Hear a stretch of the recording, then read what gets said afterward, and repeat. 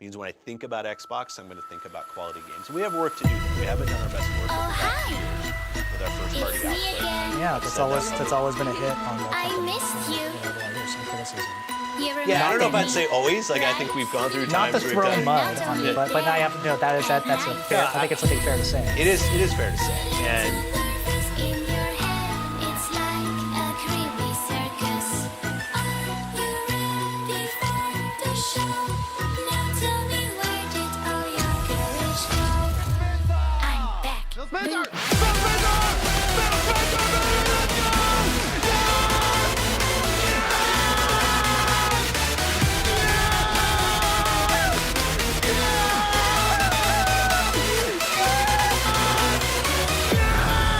I control you, just as in a game.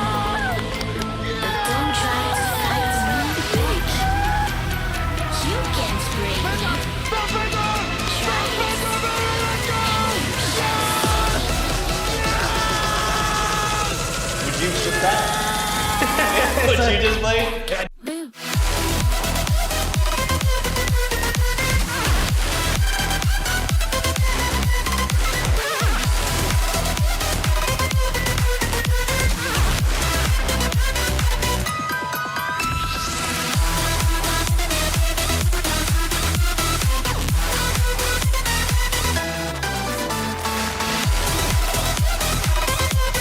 I see commentary that if you just build great games, everything would turn around. It's just not true that if we go off and just build great games, all of a sudden you're going to see console share shift in some dramatic way. We lost the worst generation to lose in the Xbox One generation, where everybody built their digital library of games.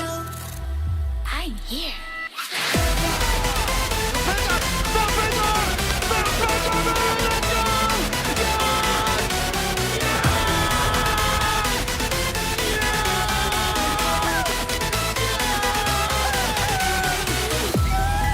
I control you, just as in a game.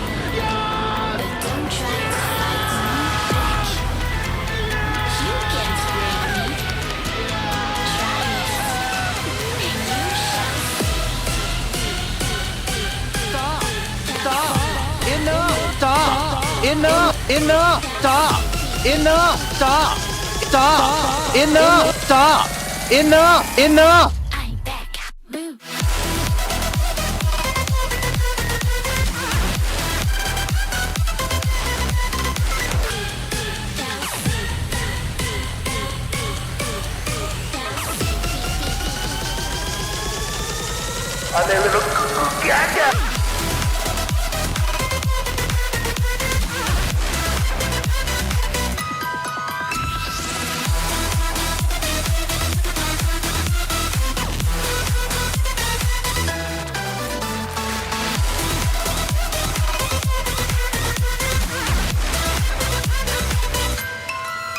very best work in gaming. It's a core business for us. Stop!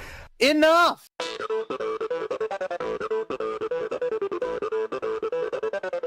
New Grindhouse music! New phone, is it high tech or low? It's coming! Nope, it's an Xbox, just thought you should know. Bought a Fire Stick, now entertainment's on deck. Surprise, it's an Xbox, what the heck? Do you have a Samsung TV? Let the truth be shown. Guess what, buddy? It's just an Xbox clone. Put on my VR headset, getting immersed. Wait, it's an Xbox, this tech habit's cursed. Grabbed a PS5, thought I'd try something new. But nope, it's an Xbox deja vu.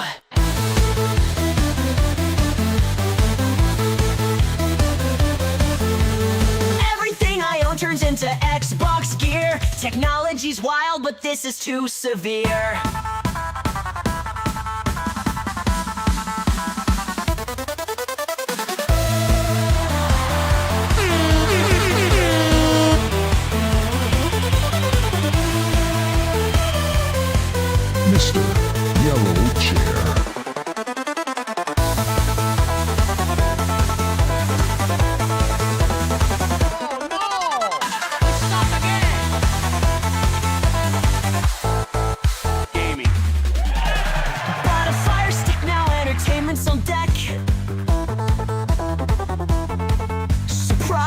it's an Xbox. What the heck? Do you have a Samsung TV? Let the truth be shown. Guess what, buddy? It's just an Xbox clone. You severe. You severe. Put on my VR headset, getting immersed. Wait, it's an Xbox, this tech habit's cursed.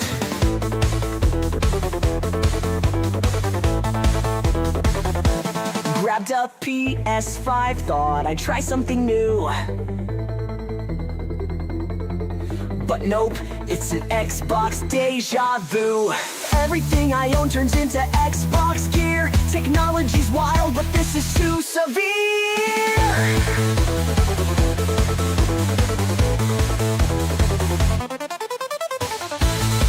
Stop! Enough!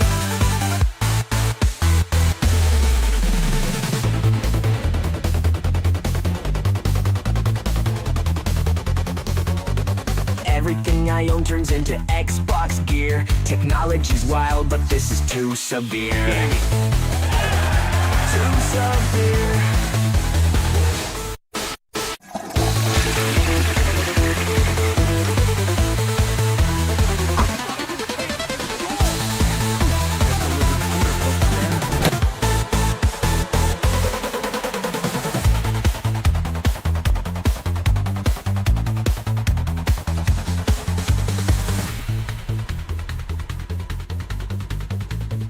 Is that a deal? No, I keep losing at deals, and I don't want to make a deal anymore. I am leaving, and you can't stop me. I'm packing my bags.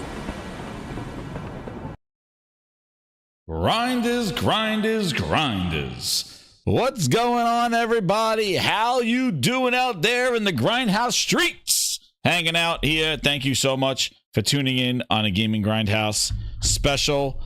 Wild nights. Oh man, it's been wild times. You got to hit that notification button because I don't even know when I'm going live anymore with all this craziness going on during the holidays. Everybody looking out for Santa. And meanwhile, Phil Ness be crawling in the streets right now, taking your stuff away like the Grinch. He'd be taking games away like the goddamn Grinch. Phil Ness, green Grinch. No wonder he's green. Goddamn. We've been sitting here trying to celebrate the holidays, and all Phil Ness is doing, and evil Satya is acting like the Grinch, taking away those Xbox games, making sure that everybody gets to play the jank. I don't know what's going on, but what's up, everybody? How you doing?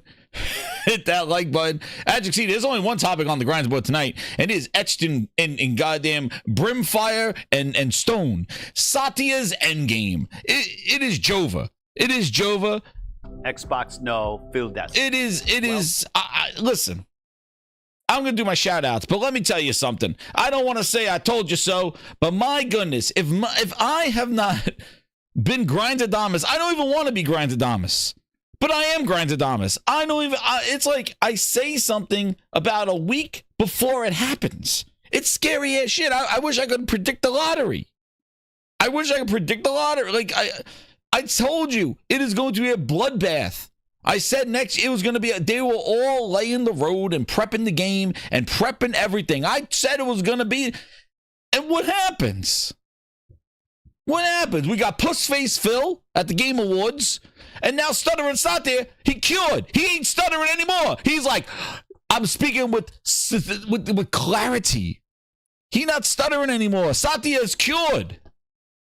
He was last year, he was like, complete. This year, he's like, we are going to PlayStation with incredible dictation. He is like, we are everywhere. Crystal clear, Satya is right now. Last year, he was tripping over himself, stuttering. They had him dressed up like a goddamn, wearing a Halo outfit. They put this on, he was reading cue cards and shit. He's not reading cue cards now. Now he's speaking from the chest. He's like, we are everywhere, and that is final. There is no stuttering anymore. He's not stuttering. There's no what he said was. He's speaking from the chest now. Last year, they had him dressed up, wearing a Halo jacket. He's like, who this? They're like, Satya, just put this on. Put this on. It says Halo. He's like, who's Halo? Who this? Satya, just read the cue cards. Read the cue cards right here. Microsoft, Xbox. Oh, we have an Xbox. Yeah, that's our device. Satya, read the cue cards. Read the cue cards. Xbox. We're behind Xbox. I got the Halo, the shirt. There's an Xbox behind me. I think there it is on the shelf. Oh, there. Read the cue cards. Read the cue cards. He didn't know where to begin. This year, he's like, it's all about game.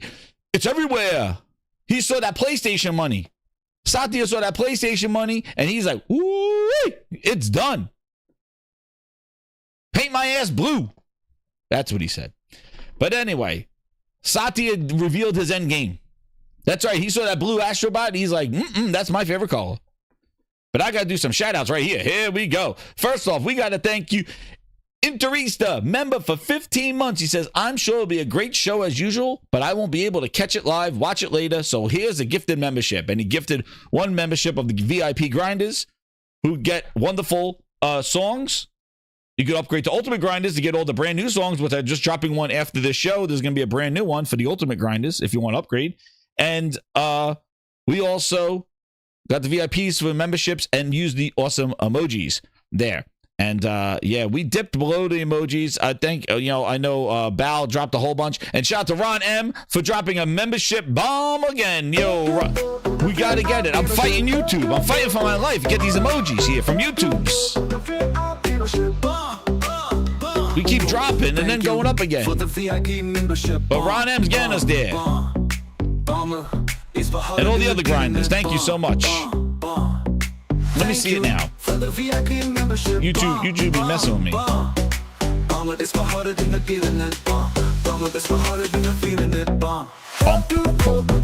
Yeah, if you like the music here, definitely Ultimate Grinders, you get it all on the playlist.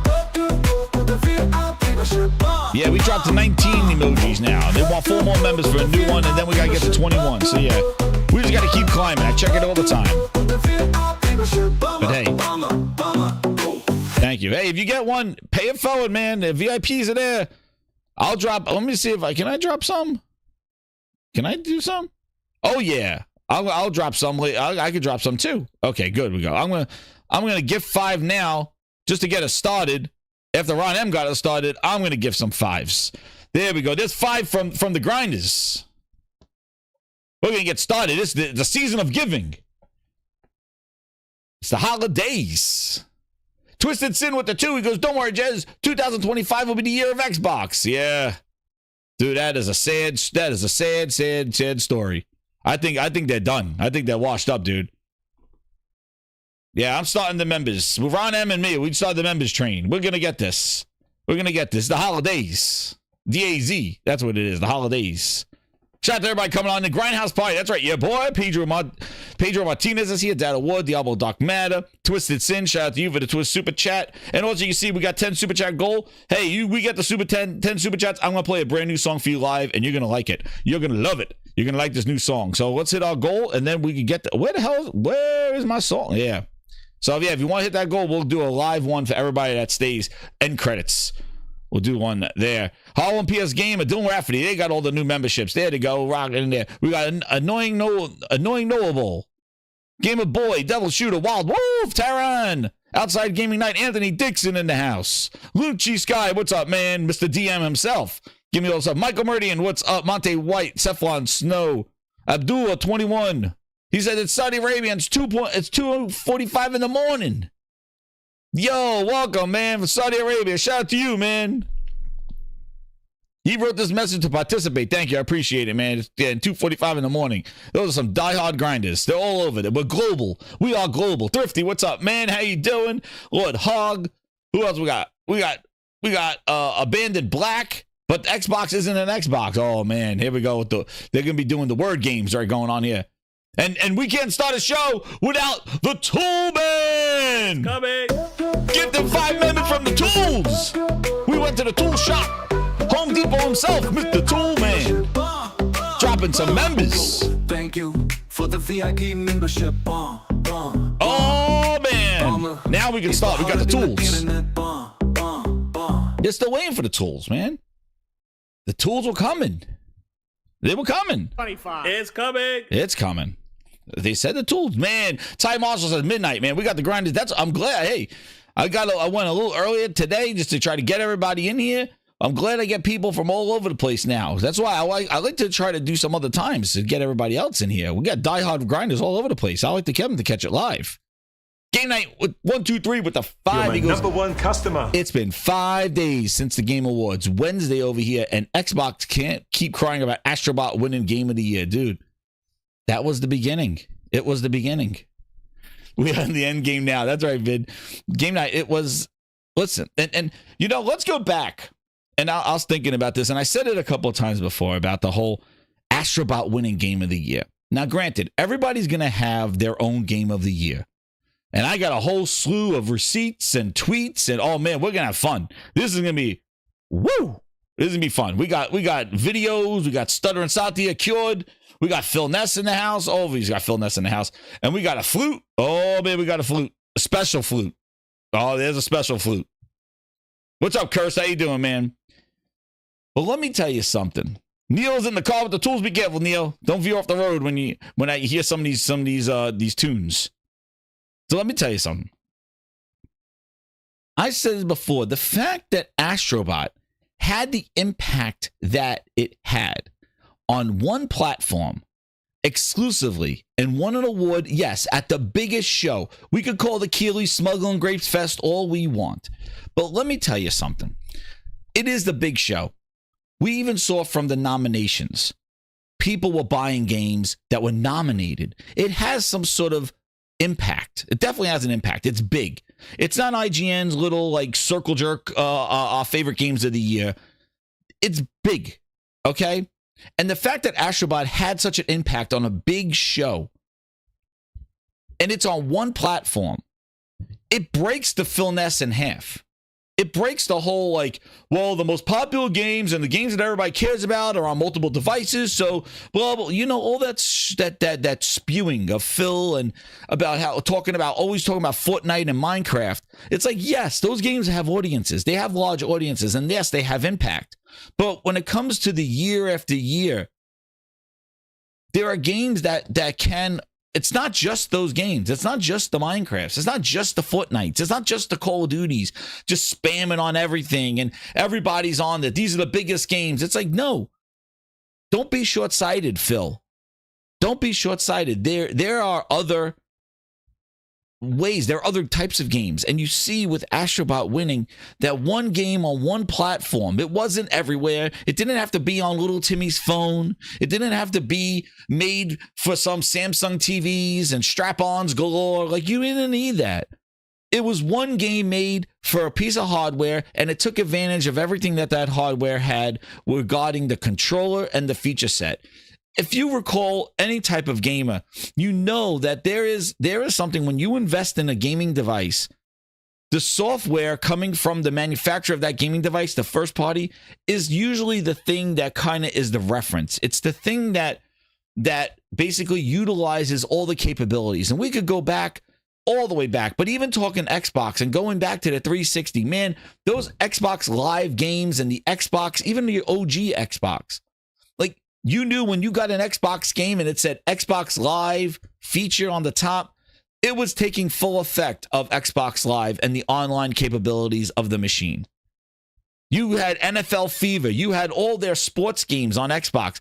They were taking advantage of tournaments and feature sets that no other developers were doing. But as an Xbox first-party game on a first-party hardware in a first-party service, it all worked. It all came together. You were able to set up tournaments in NFL Fever. You were able to set up tournaments and play online and do these other things when EA was holding out. That was the advantage of first-party hardware and software working together. And it was always the thing. When you saw that Xbox thing, when you know a Nintendo game pops up, you know when the Marios and the Zeldas and the Luigis and the Kirbys, you know when those things pop up, you know you're in for something special because that software is made for that hardware. That is the reference and usually inspires third party to do things. You look at Horizon and look at the capabilities of that game and what it looked like on the hardware power that it got. And the fact that it was even cross-gen. You're my number one customer. That's a testament to the engine and how it works. Now, I'm not saying that these games can't work on other devices, but exclusivity is not just a marketing talk, nanny boo-boo. First party means that it is reference software for the hardware that they're developing. And that's what Astrobot was. And the fact that Astrobot had an impact on one device, it didn't have to be on 5,000 different devices, streamed over the internet, all this crazy shit. It was a simple game made for a hardware and looked incredible and played incredible. It breaks the whole thing that you got to be everywhere in order to be successful. You don't. You just got to make good games, great games. And stop wondering why it's not everywhere, and stop wondering where it can be played. Stop wondering why about the where. It's about the what. It always has been. It's the what you're going to play, and the gamers will come. But you need consistency. You need trust. You need to build that rapport with your customer in quality games and reliance in the messages that you're sending out. Not the pivots, not the wishy-washy stuff, none of that stuff. You have to be clear and consistent and deliver on that. And that builds consumer trust in your product and the products that you come out with, your accessories. It goes all the way down to the accessories, things like that. Your accessories just work with the device. It's not this offshoot third-party accessory that doesn't work and proprietary stuff. Like, make it seamless. That's what you need to do. And they have not done. Microsoft has been the worst at messaging, pivoting all over the place, changing their tune, talking exclusives, then talking not exclusives. And it has been a tug of war. And I think one side has finally pulled everybody in the hole. And that's where we are now. And I said it. I said it was going to be a bloodbath. All this stuff, this is an Xbox, this or that, and all this other stuff. I said this is not a holiday commercial. This is it. Because how do you come up with hardware and software after this? Like, how do you come up with a new Xbox and hold it up in the air? Everyone's going to be like, going to throw tomatoes at you. Who's going to listen to you? Anthony Dixon with the 5. He goes, it was definitely cool on how they gave Nintendo respect, a shout out without even saying their name directly. Yeah. That's respect not only for Nintendo, but also for Sony. That was professional respect. Like, I'm not going to go on stage and accept an award and say Nintendo made me do it and have that say. Instead, he alluded to it, which is great. But he didn't kind of, he remembered where he works and who was receiving that award. And that is just respect for the brand and for who you work for. And it was well done. And again, that Astrobot, the gameplay, it was Nintendo-esque. And I'm telling you, the impact that had, it broke about the whole where you could play your game. And it was all about the what you can play. And it didn't just win Game of the Year. It won other awards. But it's always about the what. And Phil and friends have always been concerned with the where and growing.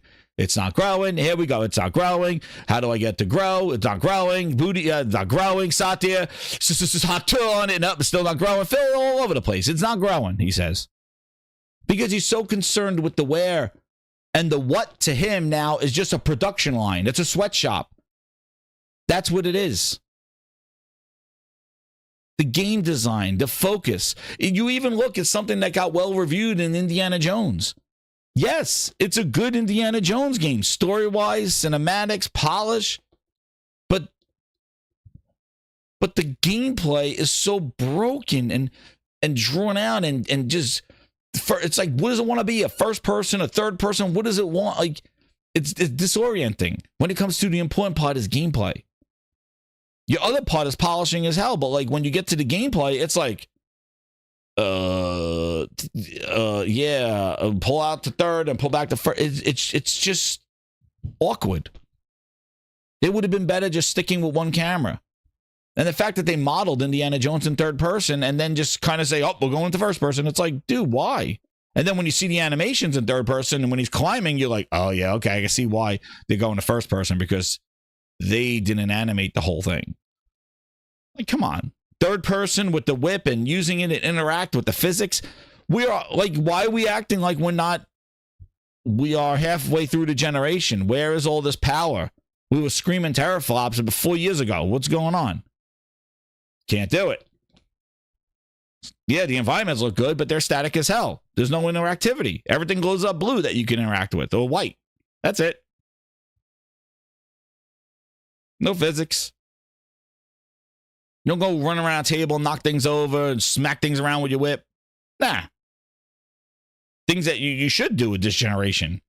And a game that's made exclusively or whatever the hell they want to talk about. But no. And the AI, another thing. The AI is silly. The sneaking method, like, it just seems there's a lot more development that need to be done in the gameplay. Story and presentation, and it's great. And you could start from Indiana Jones. They could have started there. But because they went around with this cockamamie goddamn everybody's everywhere and all this other stuff, they're so kind of, they just want to include all these random gamers. Like, they think there's this missing pile of games. I always said this, they think there's this golden goose of gamers sitting somewhere that just don't know what an Xbox is. And they're like, oh my God, what? I could play Xbox games? They're not, Phil. They're not. And you have done nothing in all these years to make yourself that lighthouse. You have done nothing to make yourself that beacon of like, whoa, Xbox released a game, I gotta check it out. You're not the Apple of video games. Like, you have done less and less and less to make yourself a reference point. It's been, I'm learning, we're sorry, not shipping 60 frames on first party games when you have the power. Like, you can't keep getting egg on your face and think that you're this beacon of light that people can't wait to play your games and they're just waiting for you to go on their goddamn cell phone. Like, you're too full of yourself right now. You had to build a trust. You had to build a consistency of quality before you start putting out this beacon of hope. Because you're not a beacon. Nobody's even interested to come to your main platform to play the games on an Xbox. Why would they be interested on a MetaQuest? But we reap what we sow, and this is where we are. They're still concerned with the where, thinking that they're going to find some mystery gamer out there. And that's Satya's endgame. But the one thing that Satya does love is his PlayStation. And if you don't know what I'm talking about, Satya went on an interview and said what he said. And we're going to do what he said. But yeah, just to address the super chats there. Astrobot winning really was a point that, hey, if you make great games for one device, it doesn't have to be spammed across the world. People will come to said device and play that game. And Astrobot sold really well. It was an investor's call. Thank you, Josh. So obviously, because they talk so much. They talk so much. Investors calls, and everybody wants to know about the Xbox business because that business is the business that's tanking them. And I told you, next year, bloodbath, because they know that those numbers are not gonna. They will hide behind those Activision numbers this year, and still they were letting people go and shutting down studios. Next year, oh man, their growth is looking to be single digits because now they're comparing Activision with Activision.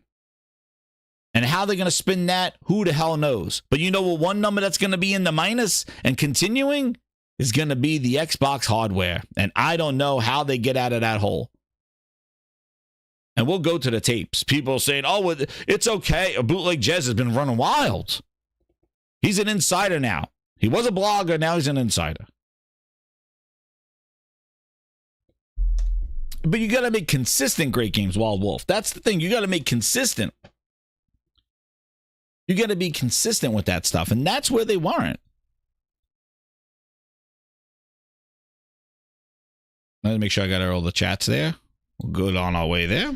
But yeah, so let me first talk what Satya did, and then I'm going to go into a little bit of history. Because we always like to go back into some history. And then we'll see the reaction to Satya not stuttering anymore. But let's go into what Satya said that triggered everybody. Satya's end game. Satya, what did you say? You're my number one There he is. customer. We chose the And they were prepared in case he started stuttering again. They had the sign language lady there just in case Satya started stuttering again, but he's not stuttering anymore. So let's see what he had to say. And Wana with the 2, he goes, everyone saw this coming except for Xbox fans. Yeah. Oh, we'll talk about that, Wana. Because they didn't make it about the game. Because we're looking at it for the output of games and quality games, and everybody was looking at it for all different other reasons. Microsoft money. Phil Spencer said this. He's my friend. He sent me this thing. He took me to the rooftop party. He signed my ass. I met Booty. All this stuff. Lucci got me in the DMs. I'll check it, Lucci. I will. But let's hear what Satya had to say. He's not stuttering anymore. This was him last year. Let's see. I'm just going to let you know. We got the tapes. Here was Satya last year. Everything that we are doing with our content, with our our cloud and community. He was confused. He was stuttering. Satya didn't know what an Xbox was. He was calling it a Nintendo. Phil had to keep correcting him. They dressed him up in the Halo jacket. They said, this is our game, Halo. He had no clue. They put him in front of an Xbox. He thought it was a Nintendo. He's like, what's this thing? Like, that's the Xbox. He was stuttering. Now let's hear him. He's not stuttering anymore. Satya, let's go. Let's hear what you had to say. and the love for gaming. If I think about it, right, we chose the secular growth category in entertainment, which we think is gaming, and said, let's double down on it. And it's been a passion for Microsoft ever since. In fact, I think Flight Simulator launched before Windows. First off, let me tell you, Satya was fed that information. He believes Flight Simulator was shipped before Windows. I don't know how he classifies that as they're behind in game. They were always about gaming, but apparently he forgot to see his own Power On video where Ballmer and Bill Gates had nothing. They want nothing to do with Xbox.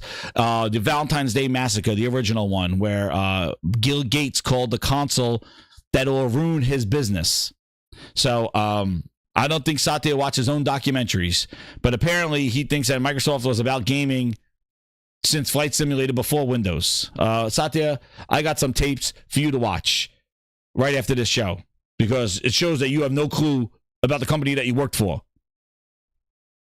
Because you forgot about what Bill Gates and Steve Ballmer had to say when Microsoft wanted to get into gaming with the Xbox. They want nothing to do with it. And then somebody said, what about Sony? And then all of a sudden they jumped up, oh yeah, that's how it happened. From their horse's mouth. So it was a what about Sony that got you into the real gaming. But anyway. Think about it, right? We chose the secular growth category in entertainment, which we think is gaming, and said, let's double down on it. And it's been a passion for Microsoft ever since. In fact, I think Flight Simulator launched before Windows or Office even. And so it's like one of the longest franchises in this company. And so we said, let's take that joy of gaming everywhere. And that's why even these ads with Xbox Now, where we are redefining what it means to be an Xbox fan, it's about being able to enjoy Xbox on all your devices. So our strategy with Activision Content Now is in full force. We feel fantastic about the progress we've made. And more importantly, I think on long term, as a company, we can bring the best of AI innovation, cloud innovation, console innovation, PC innovation to build the best games that can be enjoyed by gamers everywhere.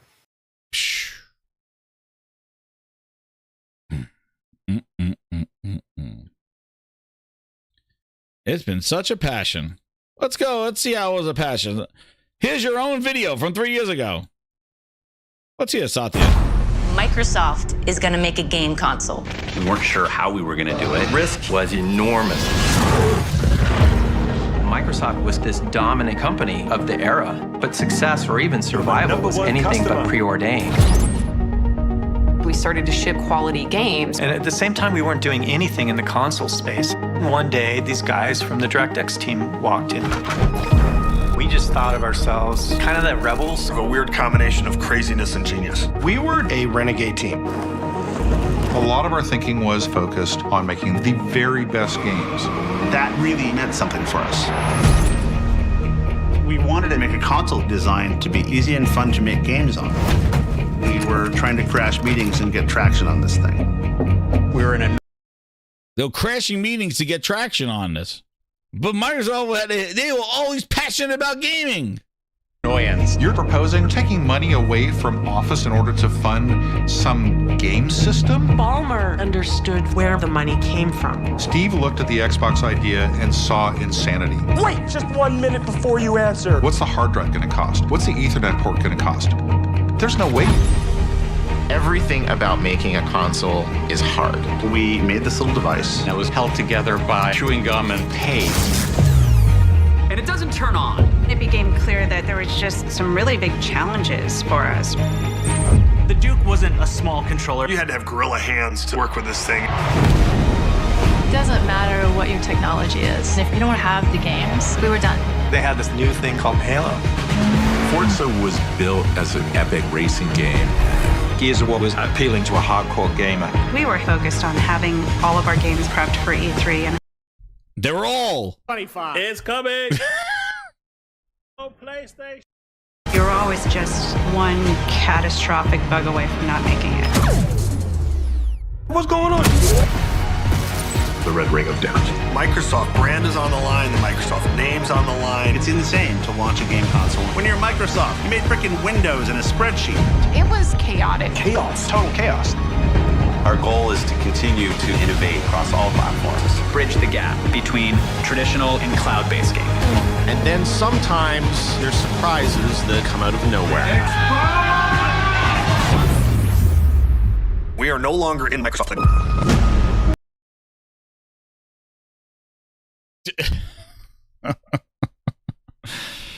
Oh, that's not the... I need to hear that again. What was this?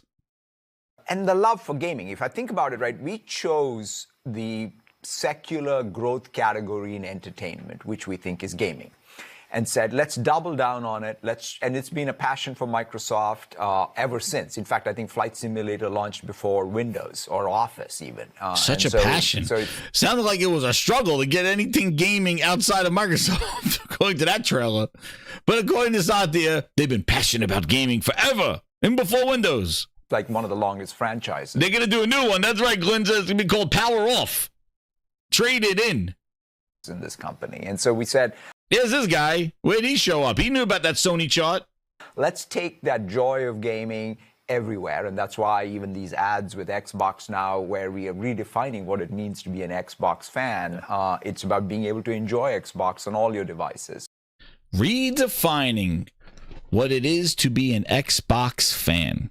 That's the term that really shook the internet, because Satya, not stuttering anymore, is redefining what their fans should be, which sounds wild because usually fans come from just liking the product that you do. You don't define who your fans are. You don't say my fans. Like, I'm not saying everybody that's here, I'm going to define your old fans. Like, some people might not like it. Like, I can't define what the fans are. Fans become fans because they like what they hear. They like what you make. They like what you want. You don't determine the definition of what your fans are. And now you're trying to redefine them. Just because they're part of your MAUs or they're part of you telling me that Sea of Thieves players on a PlayStation are Xbox fans? Is that how you redefine? You don't redefine that. And I've said this before.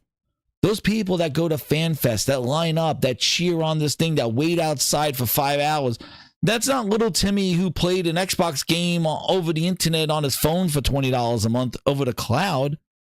Those are the core people. Those are the people that buy your product, your console. They're mostly console owners. Those people that used to go to E3 and FanFest and all that stuff, they're not somebody who's like, yo, I play it. I downloaded that Xbox app on my MetaQuest. Yo, I want to go to FanFest. No. Those are not fans. Those are not the people lined up saying, Phil, Booty, Sarah. No. The fans are the people you abandoned. The people that you said, wait for Towerborn. Xbox You're fan. my #1 customer. Wait for Gears Tactics. Wait for Flight Simulator. Those are the people. Wait for 60 frames on our biggest game, most important game in Starfield. Wait for 60 frames on the travesty of Redfall. Wait, whenever the hell, for Hellblade 2 performance modes. Those are the people that are lining up saying, Phil, at FanFest. The people who buy and spend the most. About console is it's your highest value gamer. It's your person who plays the most, they buy the most. That's the most important gamer.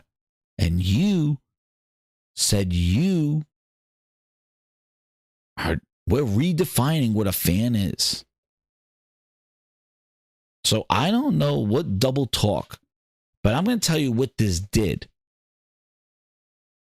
It undermines your fans. It makes them think that they're smarter than their consumers.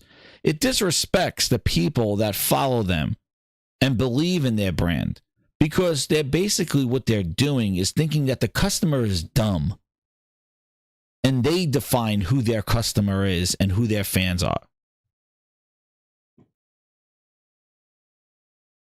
And they think that, oh, just if we tried out Phil Spencer and he says a couple of things, they'll come crawling right back. Because you know that's coming. That's definitely coming. After this Satya statement, Phil's already prepping his speech and how he's going to go give a whiff out there and get everybody back on track. He's ready to give a whiff. Easy Tone with the 5, he goes, if the definition of Xbox fan is now you don't need to play an Xbox to be a fan of Xbox, then it sounds like a whole lot of Xbox. Not very different. Dude, the Easy Tone, that's a good one. That's a good one, Easy Tone. That is a good one. You don't play anyway. But yeah, going back into the history of stuff, like I was thinking, how did we get to here? How did we get from this power on story of Xbox, where they fought tooth and nail to make this thing a thing? And even go back to say, when we go into basically why they even got into it. And Grinders, you know I got it because I got it right here. Where is it? I got it right here. What the hell is it? I thought I put it out there. I tweeted with this stuff. Oh yeah, I didn't even tweet out that I was live. Oops. Oopsies. First of all, let's talk about who you are and what your role was in the founding of Xbox. Well, hey, it's nice to be here. It's super great to have an opportunity to talk about this thing. So Xbox was actually an idea that was a response to some Sony PR that I read right before getting on a flight to Boston. And by the time I came back to Redmond, I had this whole presentation about how we should take the graphics technology I was working on for Windows and make a specific, set PC whose specs wouldn't change so we could compete with the PlayStation. And the next thing you knew, it was a game console. Holy Spirit, activate. Oh, no. Holy Spirit, activate. Holy Spirit, activate. Activate. Activate. First of all, let's talk about who. So Xbox was created specifically in a response to Sony PlayStation PR. That was how it started. It wasn't there because Microsoft believed in gaming and their quality games. Back to Flight Simulator before Windows, because we started making games and we're like, let's put it on a console because we want to share great games in the console space. No. It was born out of competition. It was born to beat the PlayStation. That was the purpose of Xbox. Let's talk about Let's hear who it you again. are and what your role was in the founding of Xbox. Oh, well, hey, it's nice to be here. It's super great to have an opportunity to talk about this thing. It was made out of spite. So Xbox was actually an idea that was a response to some Sony PR that I read right before getting on a flight to Boston. And by the time I came back to Redmond, I had this whole presentation about how we should take the graphics technology I was working on for Windows and make a specific, set PC whose specs wouldn't change so we could compete with the PlayStation. And the next thing you knew, it was a game console. Holy Spirit, act. A set PC to compete with the PlayStation. It was born out of competition. And then you come back to the Xbox. There it is.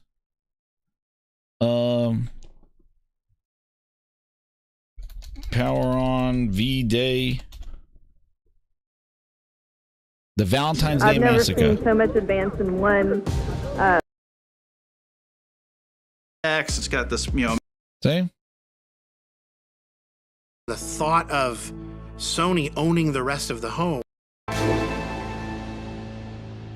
And the meeting gets to this sort of crescendo.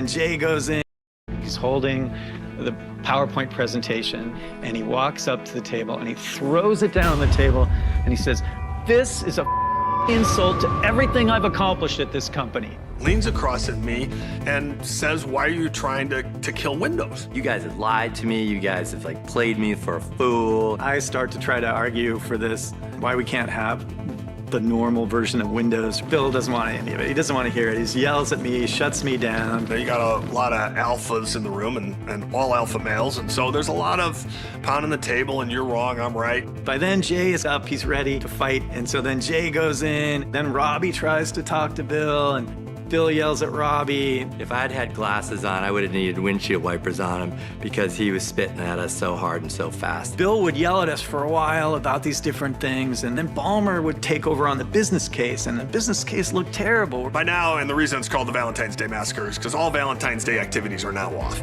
The candles at home, they're melting, and we're all missing dinner.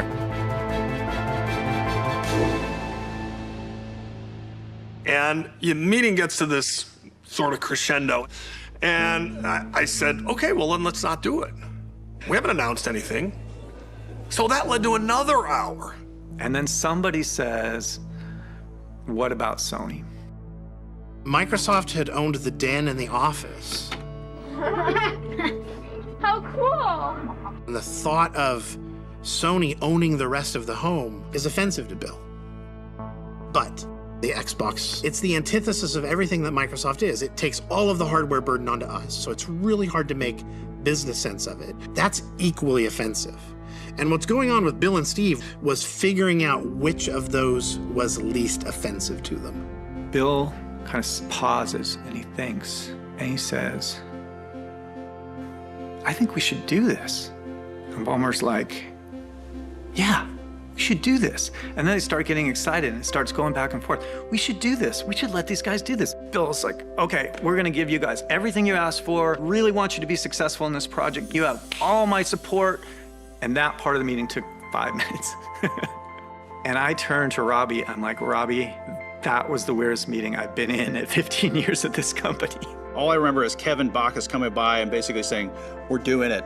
We're doing it." The system was going to get built. Hundreds of millions of dollars would be spent marketing it. Even Ballmer said, once we say yes to this, we're saying yes to this. This is real. This is as real as it gets right now. We're going to book the speech at GDC. Bill Gates was going to go on stage in front of the world and announce it. And it became very real when Rick Thompson sent an email saying that Xbox had been approved for an initial funding of $1 billion. With $1 billion on the line and less than a month left until GDC, Xbox's big debut had more riding on it than ever. The team set to work creating a prototype and recruiting game developers to the platform, a monumental task for a software company that didn't have much street cred. When it came to console gaming in the late 90s, there was no... And there you go. What about Sony? Craziness, right? Sega does what Nintendo don't. Like, I feel like we've come full circle. You were afraid of Sony taking over, and now you need Sony for your business. It's friggin' poetic. It's crazy. Because this console was not born out of any kind of desire for gaming. It was born out of vengeance. It was born out of competition to squash out a competitor. It was built out of brimstone and blood and hellfire. The Xbox was built to kill a competitor. And that was specifically, it wasn't Nintendo because they went to go buy Nintendo. It was Sony. It's specifically, what about Sony? What about PlayStation? We got the den, but they got the house. So it is poetic that they are putting their IPs, franchises, they spent over 20 years building their brand and considering putting those on PlayStation.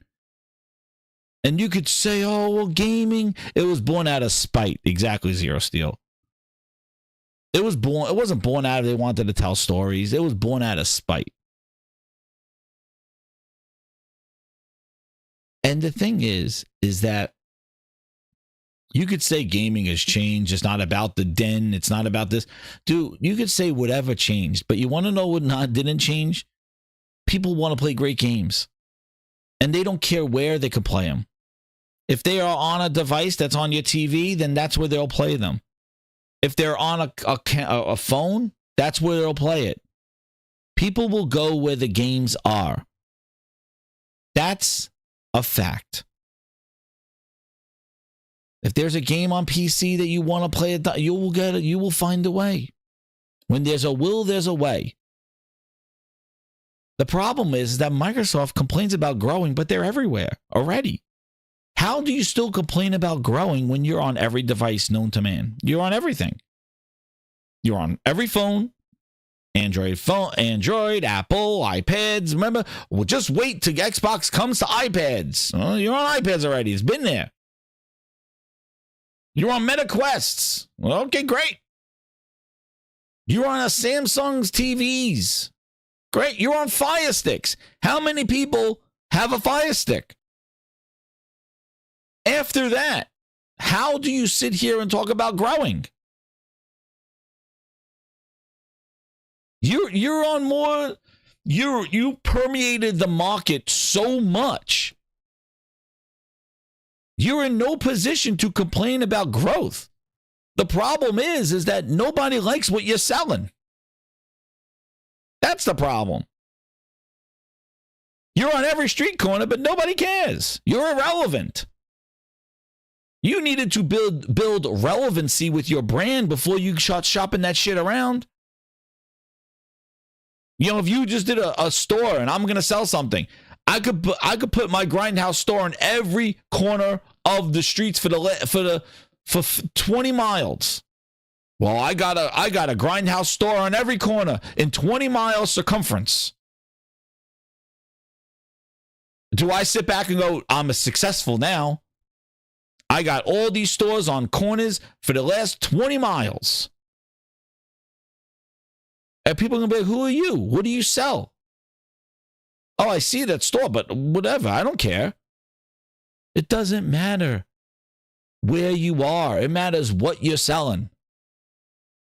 And you lost so much in quality and content since 2016, and you have never recovered. Grindhouse, I was thinking about this. Oh, let's hit that like. Let me share this thing. I didn't even share this freaking video out with people here. Hit that like button. You're in here. We're on our way halfway to the new songs, too. But let me tell you something. Over 300 people in here. Hit that like button. That's right, Grinders. Let me tell you a little story. First off, I think it's pretty telling that as I share out this podcast, one of the things that I find pretty telling is that it's Gaming Grindhouse number 187. 187 is a code for murder. Somebody dead. It's coming. 187, bitch. It's fitting that Satya's endgame, the murder, the end, the death of Xbox, is Grindhouse 187. I thought that was pretty crazy. It just happens to be there. Let's get 200 likes too while we're at it. 187. It all just fits into place. Murder, death, kill. There you go, Thrifty. That's right. 187. What's that? Murder, death, kill. I remember that from Demolition Man. It's like, 187. What is that? I'm like, wait a second. You work in a police office. What do you mean you don't know what 187 means? It's a murder, death, kill. Well, there you go. This is Gaming Grindhouse 187. All right, Xbox. But let me tell you something. That's right, Thrifty. Demolition Man. Let me tell you something. They never recovered from 2016. In 2016, when they shut down Scalebound and they closed Lionhead, and it was dire. Like, they released Halo 5, and they did what they did that holiday. They had a crazy lineup with Gears Ultimate, Halo 5, Tomb Raider exclusive, and then they went into the next year. They delayed Fable Legends, and then they canceled and shut down Fable Legends. They canceled it. They canceled Scalebound. They shut down Lionhead. They shut down a bunch of studios, and it was done. Whatever they did in 2016 to their development cycle, or whatever they did, they hurt themselves and never recovered since 2016. They never did. They left a hole of gaming that they had to then repivot. They talk about Game Pass, and they had to rebuild. And that's where they bought all those studios, and then they went acquisition of publishers and Game Pass. But 2016 was the pivot point. That was when Satya came in, didn't believe in gaming, and whatever. Project Spark, exactly, Zero Steel. Team Dakota, that was. Zero Steel. It was Team Dakota. I follow them. I watched all their dev diaries. Project Spark was friggin' awesome because it was before what Dreams was. It was a game creator, and that's where they put Conker to die.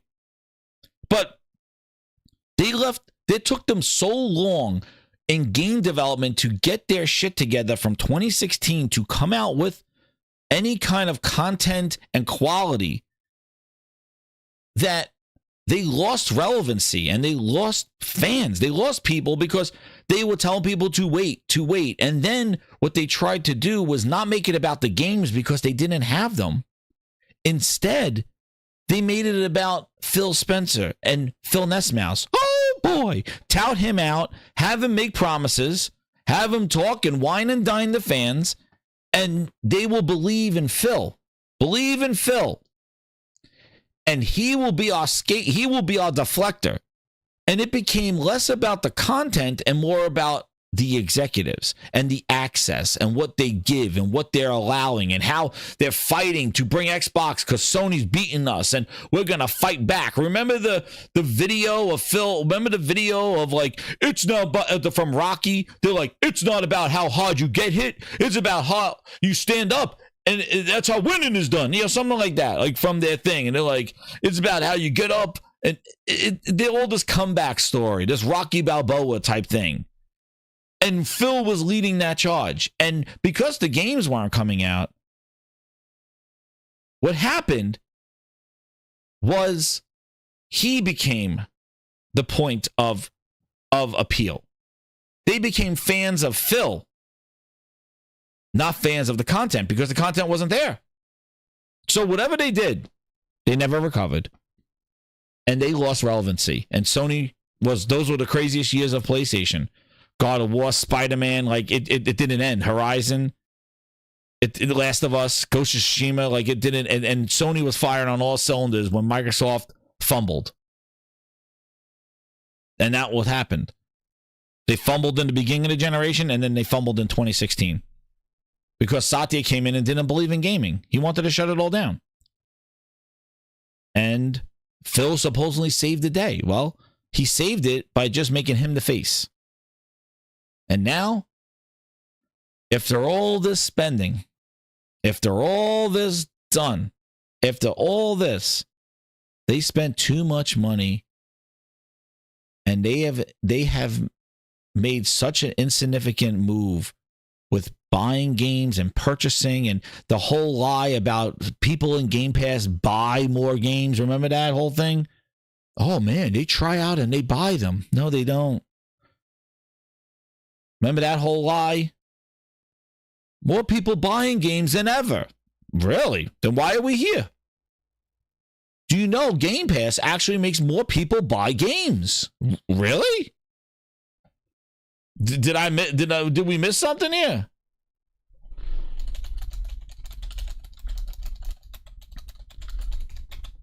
It's true. It's true, they said. You know what we're finding is that more people are buying more games.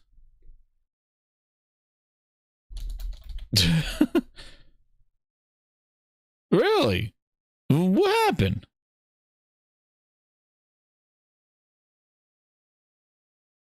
Xbox Game Pass users are playing 40% more games, including outside of Game Pass, they said. What happened? People who joined the subscription are way more engaged. Look, here's the article. They're way more engaged. Well, they have a lot of free games to play, but actually, they're way more engaging outside the subscription. They go to stores and buy more games than they ever did before they joined. He went on to reveal the increased number of games played has shown Xbox users trying wider games. 91% of subscribers say they have played a title they would have not tried in Xbox Game Pass, while Microsoft has noticed members are playing 30% more. Whoa, what happened? Whoa, what happened?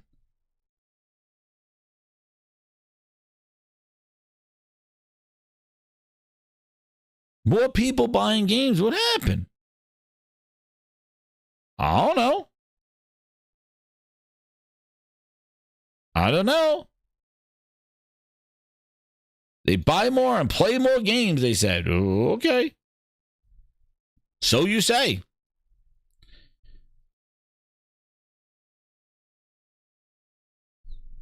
They were talking in a little tunnel, and you want to know why? It's because a lot of them, they were calculating the crossover. Because I remember, they're like, well, Game Pass did so well for Sea of Thieves when it launched, and people bought it. And it's like, do you forget? Game Pass was available for pre-order before the announcement of Game Pass, it being their day and date. A lot of people just kept their pre-order. They didn't know this Game Pass thing. So there was a lot of crossover of just traditional buying and Game Pass. And they were combining the two together to spin their numbers to make it look like Game Pass was affecting this. So what happened was over the course of time, the buying of games dried up and all you were left with was Game Pass subscribers. And now the rubber hits the road going, oh shit, they really weren't buying more games. They're really just jumping on, playing what they want, and jumping off. The churn that Phil brought up last year. The churn.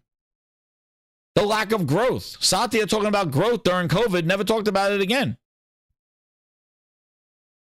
So now they're at a point where they're left with this skeleton of subscriptions that's not growing.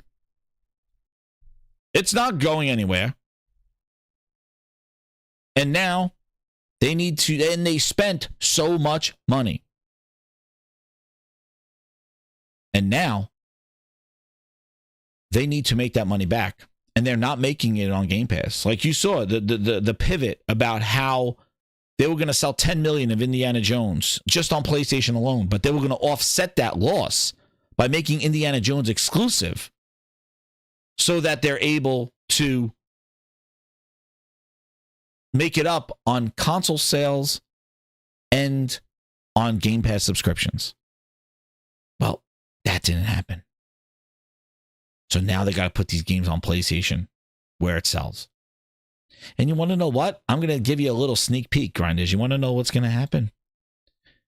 These games are not going to sell on PlayStation either. Okay?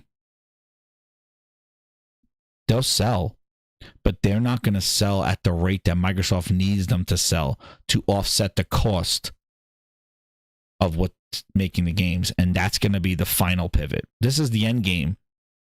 Part 2 is the final pivot when they realize that just putting their games on PlayStation is not going to be enough because they've lost too much and spent too much, and it is going to be a black hole. That's the forthcoming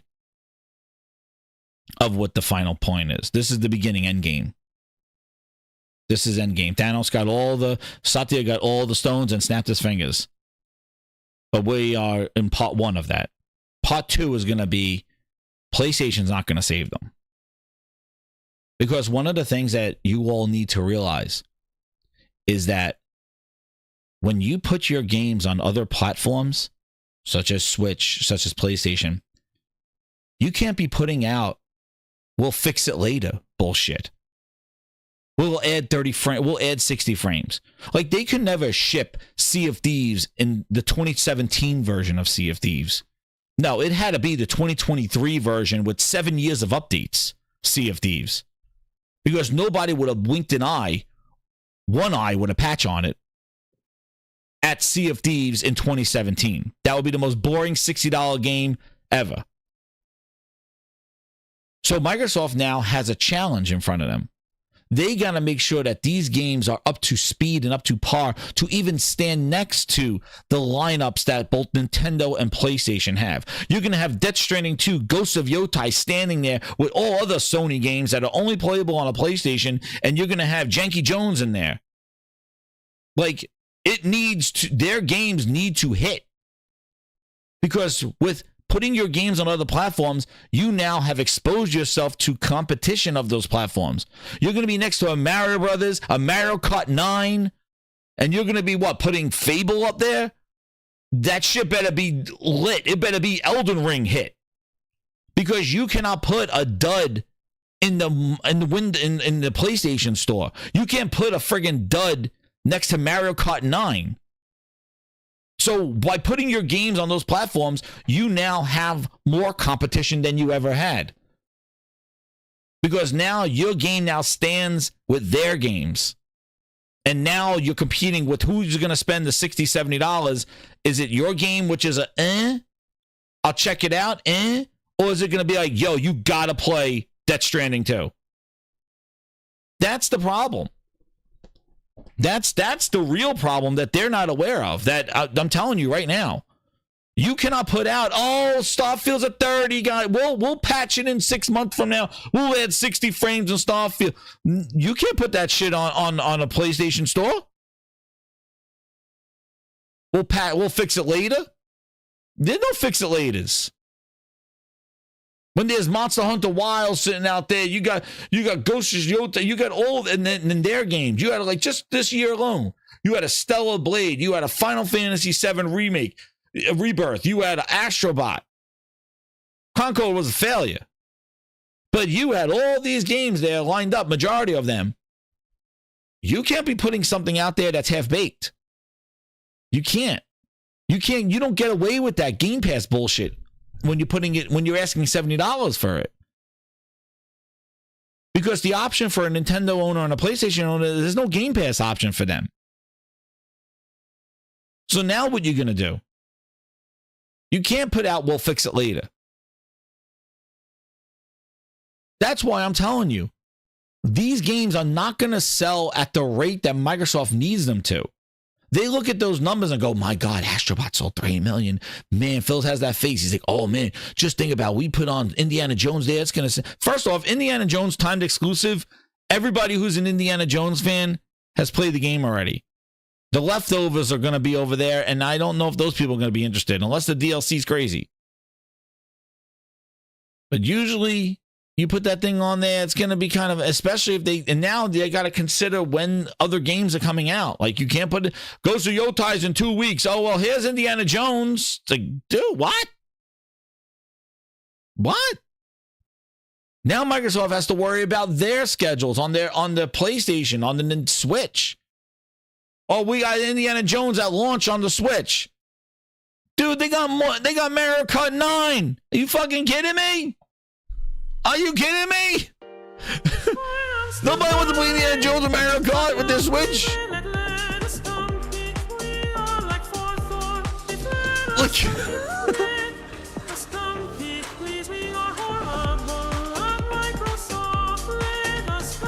Like, nobody wants that. Oh, we got Indiana Jones on Switch too. Nobody can do America 9. What's up, Harry? And that's going to be the next exposure that they're going to see. They're going to see. They better drop these games like an ass end of March, beginning of April, when there's nothing out there. If they're supposedly now, we're going to get into the tweets of all this other stuff. But the problem is now they're opening their quote unquote quality. What's quality only available on an Xbox or in Game Pass, check it out, is now going to be something that's going to have to stand up with the bangers on other platforms. And I don't know if they're up to par, because I know, that's what I'm telling you. That's why we're in the end game, but we are not in the final chapter, because that's going to be when they realize that PlayStation, Nintendo ain't saving them. This is just Microsoft's and what they're, and I told you, and you'll see a lot of reaction here. You know, one of the things too is that, thank you, Steady Flow, for sharing it out. You know, one of the things too is that you look at what people are saying, and what's going to happen is that they're going to have nothing left. They're going to put these games on PlayStation to try to get a short-term W, and maybe to get a couple of dollars here and there, but they're not going to make back their money enough to pay off that Activision deal. And the Game Pass growth is slow as hell. And I said this before. Call of Duty and Starfield, if those games didn't do it, and obviously they didn't, because they would not be redlining anything right now if they made their money back Call of Duty style. If they sat there and we got double the amount of subscribers in Game Pass, Call of Duty and Game Pass worked, we're triple digits now in subscribers, we did it, there would be no talk about red lines and games on PlayStation and any of that stuff. Same thing with Starfield. Starfield was that game. There's nothing in their lineup that has that kind of weight. Nothing. Maybe Avowed, not Avowed, Fable. Avowed don't. Start the Midnight. These are okay games. They are like, oh yeah, that's nice. These are not like game of the generation shit that they called Starfield. Thank you, Steady Flow. I appreciate it, man. And that's the problem. And then what's funny, I play the Let Us Compete. This is where the messaging and the consumer undermining comes from. If you listen, this is Satya last year. Everywhere. For us in gaming, we have one goal, which is to bring more games to more gamers on all platforms and provide more choice for publishers everywhere and developers everywhere. And so everything that we are doing with our content, with our cloud and community, really is about driving that choice and that opportunity. And so we feel very, very confident. Of course, any acquisition of this size will go through scrutiny, but we feel very, very confident that we'll come out. We are number 4, number 5, depending on how you count in gaming. In fact, the number 1 player, in this case, Sony, I think even in this period has acquired 3 companies. So if this is about competition, let us have competition. You're my number 1 customer. Talking about Sony specifically. They have acquired this. You want us about competition? Let us compete with them. Oh, really? That was last year. How crazy is it this year that now that Let Us Compete has turned into let us put our games on your platform? To Satya telling investors that PlayStation increased. Sony didn't even come out and talk about Call of Duty on PlayStation. Satya, at his financial call, said the game is doing huge percentage growth on PlayStation and Steam. It's like, thanks. You wanted to compete with them. They're buying companies. It's about competition. You want to compete with them. Now you need them. This is crazy. Satya, what did you say? Amount in gaming. In fact, the number 1 player, in this case Sony, I think even in this period has acquired 3 companies. So if this is about competition, let us have competition. What? What, Satya? What did you just say?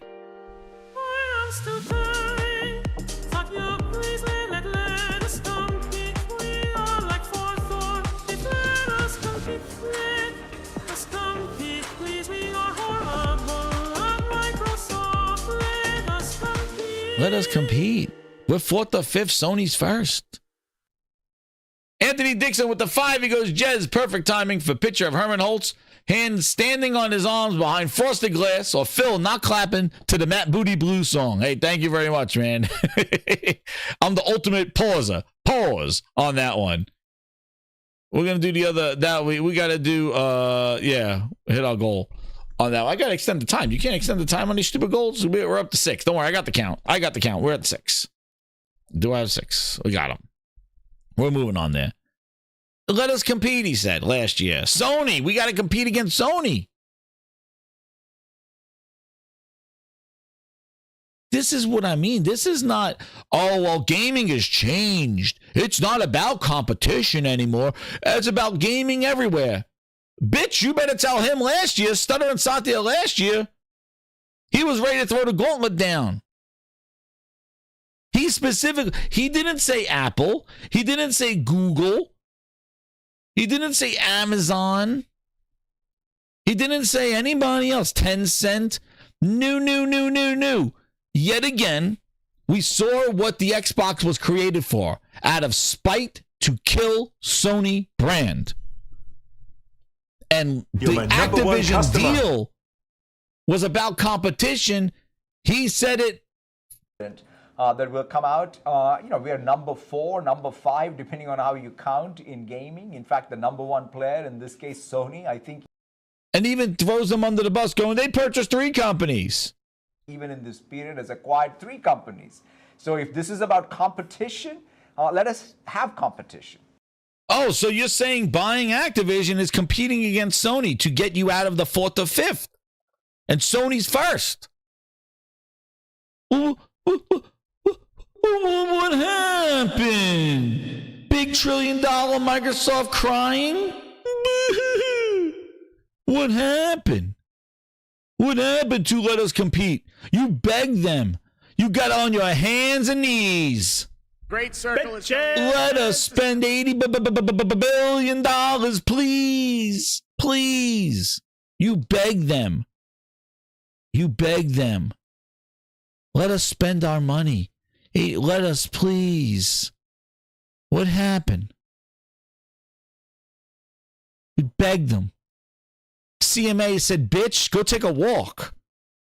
And you fought a whole entire country. Bootleg Jez was going after Lena Khan and going to get out of the UK. Now he's all over the place now. He was fighting for his country. He was fighting the wars. Satya said, let us compete. They're like, oh, yeah, buy Activision. Compete against Sony. Really? And what happened? What happened? $1 trillion company that begged to spend $80 billion after getting rejected. Do you remember? Do you remember this one? Where's the other clown that was in that video from earlier? Where's the other clown? Where's the other one? Where's the other one? Where's the other one? I got the other one. Where is that?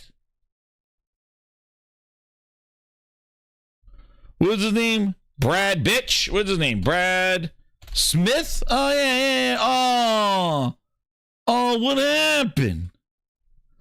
What happened? Look. Did you see Amazon on here? Did you see Google? Did we see anything? What happened? What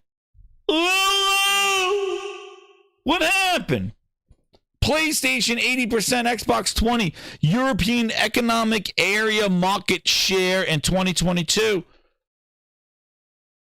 They use Sony to justify their purchase of ABK. I don't see Amazon on here. I don't see Google. I don't even see Nintendo. Nintendo was the one who helped them. We have Satya saying, let us compete against Sony if it's about competition. We got dopey-ass Brad Smith over here talking about how big, or I think he's talking about Herman. Here, he's like, I saw Herman, he's this big. No, I don't know what. He's talking about this, saying how we suck again. I don't see. Oh, no! We suck again! I don't see anybody. I don't see Amazon's market share. I don't see anybody's market share. Who the real competition was, right? All that fucking bullshit. It was all Sony's beating our ass. We need to buy Activision to compete. And now, little bitch Microsoft is crawling up that Sony ass. Dude, this is fucking poetic. This is ridiculous. That's why them putting games on PlayStation is irking so many fans, because they rode this Brad Smith, Satya, stupid ABK case like goddamn Judge Judy. And these bitches now realize all they were doing was handing the shovels and digging the Xbox grave. It is hilarious. It is friggin' hilarious. Hold the line became the red line, became the ET hole. You basically rooted for them to kill your Xbox when you dopes thought that $80 billion was like, oh, they got Microsoft money. Ching, ching, yeah. Oh, now $1 trillion company's crying poor. We need little old PlayStation to try to get us out of the shit that we dug. Dude, it's done. It's done, because I'm telling you right now, they could put all the fucking games on PlayStation. They are not going to sell what Microsoft needs to keep Xbox going. They're not going to. And that is going to be the end game of end games. I'm telling you. PlayStation and Nintendo are not saving Xbox, because guess what? There's a reason why people own a PlayStation Nintendo, because they don't give a fuck about what Xbox is making, because Xbox hasn't given them a reason to own an Xbox. So guess what? Their game is going to be on that storefront, just like a game like from Focus Entertainment. Like, oh shit, Xbox, Focus Entertainment, that's nice. Oh, maybe I'll check it out. Nobody's going to buy their shit, because nobody would buy a console for their shit. It's not going to sell the millions upon millions they need to justify the offsetting of this shit in Game Pass. They have built such a hole with Game Pass of people not buying games that no amount of sales on PlayStation are going to get them out of that hole. It is too late. They think that, and what they're going to do by putting their games in on PlayStation, all they're going to do is chase more people away from Xbox. Because they're going to be like, why the hell do I own this stupid console when all their games are on PlayStation and I can play all the PlayStation games and the Nintendo games and the PC games and their bullshit? All they're going to do is make that Xbox Game Pass subscription service and those core audience smaller and smaller and smaller and smaller till it's negligible. Because they have done the ultimate in putting their IP on competing platforms. That's it. That's it. So not only did you put games that people don't care about on other platforms, but you've given the one hope of a console owner, of an Xbox ecosystem person, of we got something good, at least here. It doesn't matter. Because they're going to be like, why am I, and you increase the price. Why am I going to stay here where I'm limited when I could just go start up a new ecosystem and get the games there?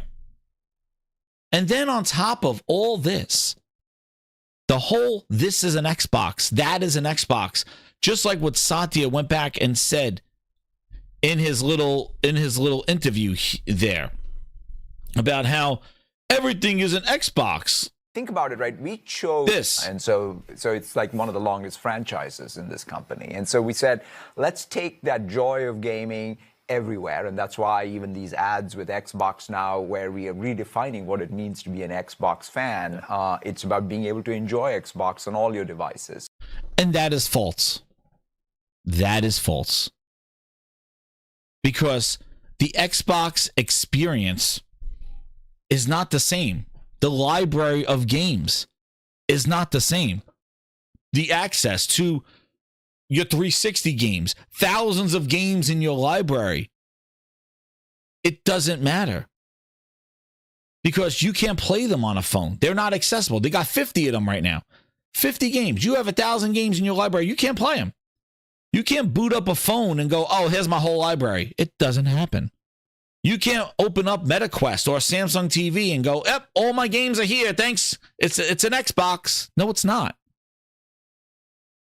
Your games don't go with you. They started with 50. So it's a fallacy to say this is an Xbox. It's not. It's a sampling of Xbox games, but it is not your Xbox. It is not your library. So it's not even the same user interface. The Xbox app on their PC is completely different than their Xbox console. Their experience on the phone is completely different than the Xbox PC and on the console. The experience on the Samsung TV looks similar to the console, but it's different than PC and the mobile. This is not Xbox. This is slap shit against the wall and call it an Xbox because it's not the same. So you are lying. You are undermining your consumer and you are just speaking out your Satya ass, telling people this is an Xbox and no, there's a sampling of games on different devices, but they're not the same fucking experience. It is not a seamless experience. It's not. And you could even see they're still working on it. Look, we're still working on it. Xbox is working on some cross-platform interface called Project Rainway. More fucking project names we need. Because they can't deliver on betas and shit. We're on project names. Project Fuck Up. Project Rainway, working on some sort of cross-platform Xbox guide. You fucking think it's about time? Holy shit! Oh no! We suck again! You think? Project names, this shit should have been in a 2.0 release by now. For the amount of cross-platform talk they've been talking about, this guide should have been ready and gone to go. We should have been in the 5th version of it right now. It's still Project Rainway. It's still working on it. But everything is an Xbox. Really? It's in the name. Yeah, it's the Xbox. Everything's an Xbox, though. Please. Again, it's just words. Because in reality, it's false. SN Kev with the 2, he goes, mark my words. Microsoft will sell Activision to Sony. Dude, that's a good prediction right there. And you know what, SN Kev? I think that is the second, that is the second tier of this Satya plan. Is like when they realize that these games are not selling on PlayStation. And I'm not going to say they're not going to sell. I'm telling you, they're not going to sell at a rate because Microsoft spent so much money and are losing so much money because in Game Pass, they're losing so much because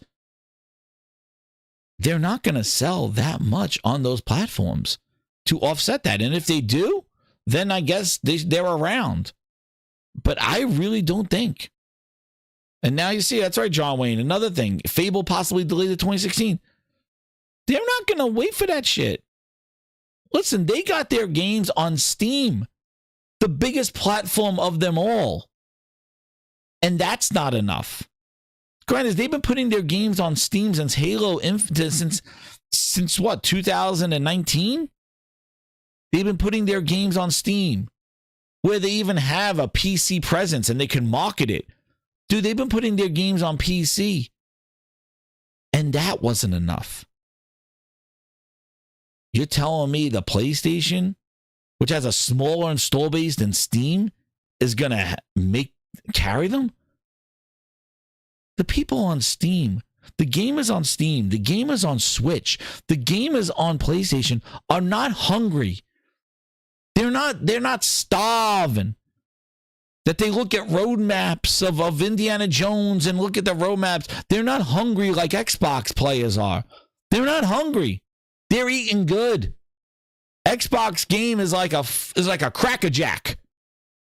It's like, oh, that's nice. That's nice. Nobody's waiting. They're not starving over there. That's what I mean with competition. There's games that they got lineups. They got their own roadmaps and shit. Nobody's sitting there going, I can't wait to play the Xbox game. Those are all the people sitting in that stupid-ass Xbox Game Pass service and on the console. Those are the starving people. They're hungry. They're like, Phil, when's the next game? Oh, my God. Hellblade 2, it's going to be it. They're the ones starving. They're hungry. Those other platforms, they're not hungry, dude. They got a whole shitload of games to play. You're just going to throw your games into theirs, and they better stand out of them. Because if not, they're not going to sell. So, get ready. I don't know, man. Like, Outer Worlds 2? You're banking on that thing, like, what, carrying? You've dug such a friggin' hole with Game Pass, dude. No sales of Outer Worlds 2 on PlayStation are going to save anybody. Exactly, Josh. They got all games to play, man. Mario Kart 9 next year for Switch 2, Metroid? Nobody's waiting for no fucking South of Midnight on Switch. Nobody's sitting there going, oh my God, South of Midnight, I gotta play it. Mario Kart, you're gonna have to wait. Nobody's doing that shit. It'll be Outer Worlds 2's coming. It's like, Ghost of Yotai's coming in 2 weeks. Oh, Outer Worlds 2, go fuck my ass. I'll get that on sale. I'll wait for that shit to go on $30. That's what I mean. You can't just think like, oh, I'm putting my stuff over there, it's going to sell. Dude, you just increased your competition because now you're on the same store shelves as everything else. And that's not a knock on South of Midnight. I'm not saying I don't like that game. It looks pretty damn cool. But it is like, you're not standing up to Metroids and Mario Kart 9s. And whatever Nintendo IP got rolling, you're not sitting there Death Stranding 2 and Ghost of Yotai and whatever the hell Sony got cooking next year. Come on. Those games look like Focus Entertainment games sitting there next to goddamn one of those.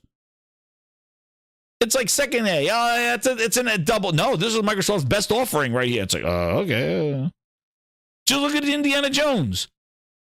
Shaggy said it was the best game in 3 fucking years. Indiana Jones in the Janky Circle is the best Xbox game, even though Xbox was in development before Xbox acquired Activision, in 3 fucking years. Astrobot was announced 4 months before it came out, became a game of the year and an industry darling in 6 months. Indiana Jones is the best Xbox game in 3 fucking years, he said. 3 fucking Xbox pockets. 3 years. Astrobot, we didn't even know it existed until the summer. It was this game of the decade, Leech. You gotta be kidding me. You think Xbox is flexing by putting shit on? Nobody's gonna buy that shit. Nobody's waiting. That's Focus Entertainment shit. I was like, oh, it's okay. I'll check it out. Even the people that even are on the platform, nobody was lining up for Indiana Jones. They're like, oh, yeah, I'll check it out. Oh, I'm pleasantly surprised. That was the review of Indiana Jones. I'm pleasantly surprised. I was wrong. Well, why? What happened? They showed a lot of the game. I was wrong. I was pleasantly surprised. Nobody... Mario Kart 9 sitting there, nobody's going to be like, oh, I'm going to explore Indiana Jones and be pleasantly surprised. They're going to say, fuck Indiana Jones, I'm playing Mario Kart. I'm playing Death Stranding 2. You know, like, I'm Intergalactic. I'm playing, like, you know, it's like nobody. You got to look at the competition.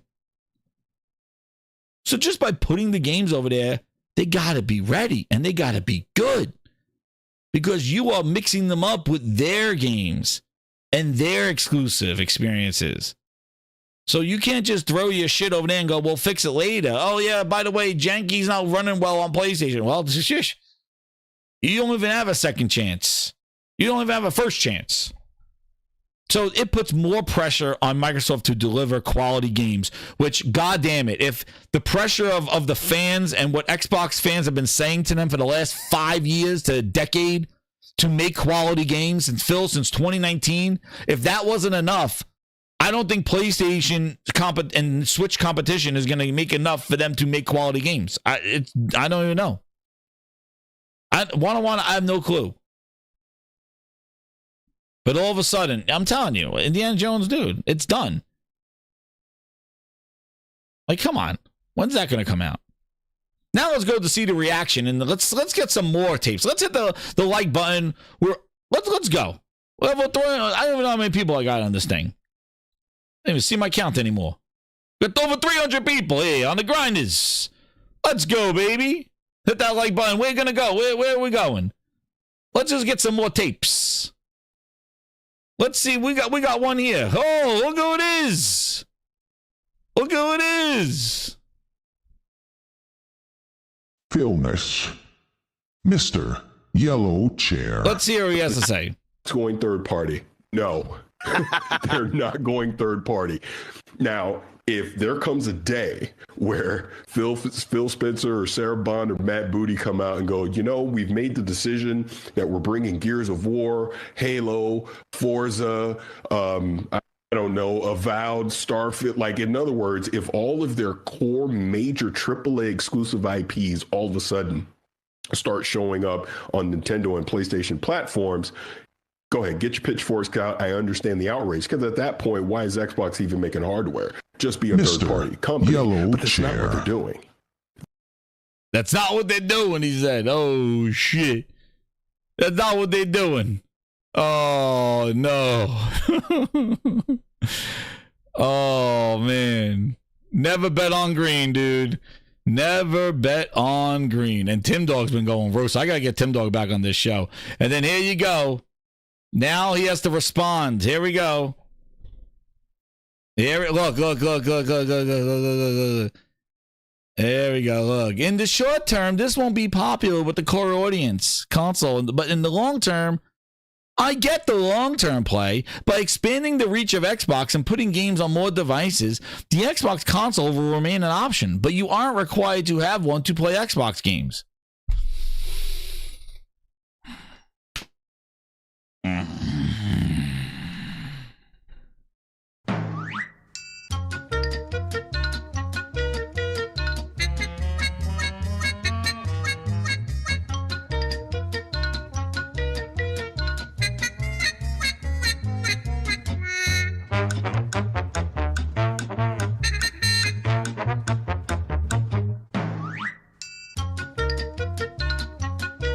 No, he still won't admit to get Easy Tone. He still won't admit to get the pitchforks out. Now it's like, oh, well, you just don't need one.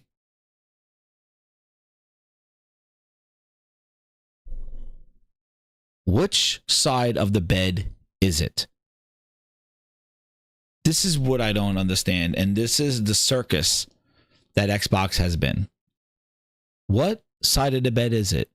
Get your pitchforks out. Like, if you are a fan of the brand, you wouldn't be coming out here doing a corporate line or some sort of damage control. You would be like, this is bullshit. Instead, it's like, I get the long term. It won't be popular with the core console audience. You mean the people that you said you were? You're not that. Okay. You're an advocate for the core console. You said about getting pitchforks out, because the only people that will get pitchforks out will be the people that you were leading in that video, right? Well, we're not doing that anymore. So now we do the other end. The Xbox console is an option. You want to know what? Let me tell you a little fact here. Do you know what xCloud is running on? Great Circle is For people that are so into Xbox, why the fuck do I know more about it than Tweedledee and Tweedledum, Tom and Jerry right here, Tom and Paris? Listen, asses. The Xbox console runs their fucking cloud. What happens if the Xbox console is not needed anymore and we still at minus 37, minus 45? Let me tell you, the three letters that you're going to be fucking hearing all the time on every publisher's words. Skip. Yeah. But skip. Where you go? Skip. We skip. Simple as that. Skip. Skip. If there is no install base, why will publishers even develop for xCloud? Why would they even develop for an Xbox? And then if they don't develop for an Xbox, what fucking ecosystem are they trying to sell you? Dumbasses. Dumbasses. Xbox powers their cloud. There are Xbox servers that cloud.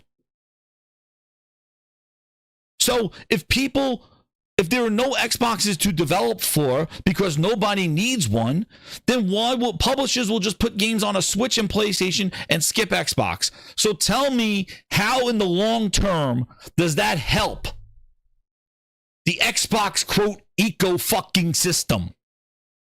What system are they selling you? Just their first party games that take fucking forever the fuck to come out? Tell me. Because nobody can answer this.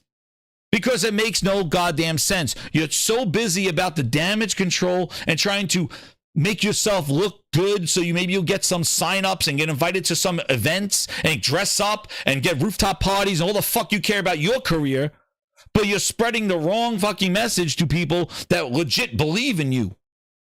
Because you're a clown. It makes no fucking sense.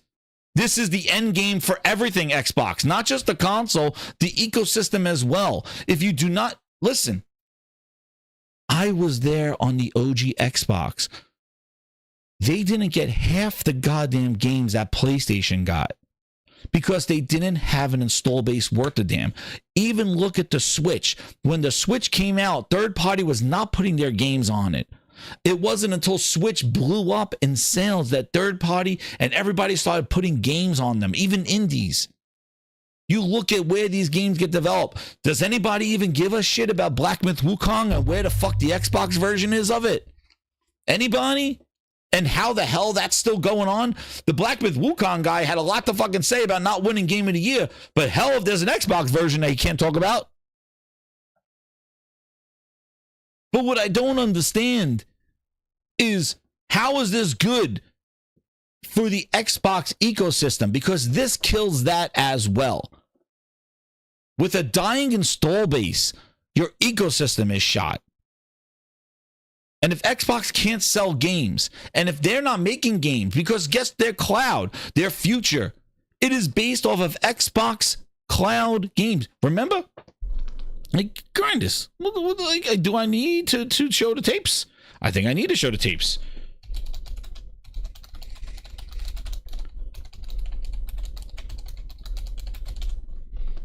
I think we do. I think we do. I think we do. Grindhouse, look. Here we go. Xbox Cloud Gaming is fully powered by the faster Xbox Series X hardware. 2021 by Mr. Tom Warren himself. They still can't stream in 4K though. So tell me again, if Xbox hardware is powering the cloud, and the cloud is what they care about for their ecosystem, if the hardware is not required and the install base continues to diminish, then who is putting games in the quote Xbox ecosystem? You're just gonna get skipped. Skip. That's why Xbox will never win. That's why they'll never succeed in this, because they are not thinking long term at all. They are knee-jerk reaction. They are trying to scramble to grab money, and they think they're going to get it, and they're not. They're not going to get enough. The Xbox Series X hardware is what powers their cloud, unless they're abandoning that and making it just PCs. But that's a problem, because not all their games are on the Windows Store. There are games prior to 2017 that have yet to make it to the Windows Store on PC. So if you bought those games prior to 2017, before cross-buy and all this other shit, those games don't work on on anything besides an Xbox. They have yet to do compatibility with games that are not made on Windows PC on their app store. It's a disaster. It's a train wreck. It was a disaster, Ryan. It was a train wreck. It was a disaster, Ryan. Complete disaster. It was a train wreck. It was a It's a mess. Let's go to more tapes while we're at it. Let's go. But Paris now eating his words, because now apparently the thing that started it all is right here. The bootleg went off the bootleg rails. He has been tweeting out the beginning of the year, dude, a year to the date. Like I said, poetic. The bootleg. No, Xbox isn't porting its console exclusives to PlayStation. It's hard hopium for fanboys. December 16th, 2023. Almost a year to the day later. Xbox won't have any exclusives going forward. Everything is timed exclusive at most. He has been going off on a tirade saying it's Jover. It's Jover.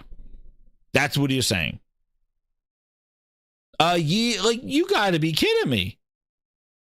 Just 4 games of hopium turned into they won't have any exclusives. It was last year. Crazy, Leech. This shit is crazy. I don't understand. These are journalists. These are bloggers. How do you not see this shit? And then proceeds to talk about this risky strategy. Look at him go. Xbox console exclusive games will be the exception rather than the rule, as it seeks to broaden its footprint. Didn't I just say Xbox is everywhere right this second, right now? So they got 2 platforms now to put their games on, and that's a W. Dude, they put their games on everything, on Android, on Apple, everywhere. They still delayed their Windows Phone, their mobile store that they still never delete. Where does this leave Xbox console hardware? What is the plan? Oh, and he wrote a whole bootleg article. Microsoft's strategy, yet again. Microsoft has pissed on their fans all this year. Just 4 games. We're back. We're not back. We're this. We're that. And they're upset about the future of the console hardware. Today, we're going to analyze the strategy. Well, he goes into the article going, 2024 pivotal year, not for Xbox, but the game industry, blah, blah, blah, blah, blah, layoffs, yes. After the Game Awards, Microsoft confirmed the exclusive Outer Worlds 2 was revealed to PlayStation. Codename Latitude, their game content strategy. With comments from Spencer describing how there's no red lines for what games could come to PlayStation, it's time to accept that Xbox will no longer have console exclusives moving forward. Everything will be either timed, with a few outliers remaining on console for incidental reasons like developer bandwidth and so on. Even Halo, Forza, and Gears games commonly associated with Xbox brand are not off the table. Why is this a big deal? Why Microsoft is doing this? Blah, blah, blah, blah. The dilemma, nobody's buying games. And here we go with the whole, the new people are not buying games. Sean Layden said, dude, please, you want to know what? Go look at Astrobot. Nobody, here we go. See, we do with the damage control. Oh, they're not buying games anymore. Gen Zs. And the fuck out of here. Get the fuck out of here. Here we go. Oh, nobody buying games anymore. Get the fuck out of here. Please, keep going. Microsoft states that it's seeing record users on Xbox. Are we believing this? Are we believing this? No, you like to look at yourself on television, you sick son of a bitch. So look at this. Are we believing Microsoft sees that there's record users on Xbox consoles? Like a blind man at an orgy, I was going to have to feel things out. Do you believe that? Their consoles are negative 30%, 40% year over year over year over year. It is not flatlining. It is going down. Xbox is not 0. It is minus 30%, minus 29%, minus 50%.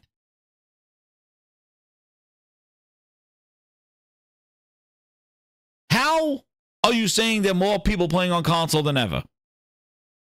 You're not going to question that as a journalist? I guess today you're a blogger. Is that right? Bootleg. We're a blogger today because you're not going to question that. You're not going to say, yo, the financials show a decline in Xbox hardware sales, but Microsoft says they're seeing record users on Xbox consoles. Yeah. Good job. We're a blogger today. We're not going to ask about that. So it's not doom and gloom. Yeah.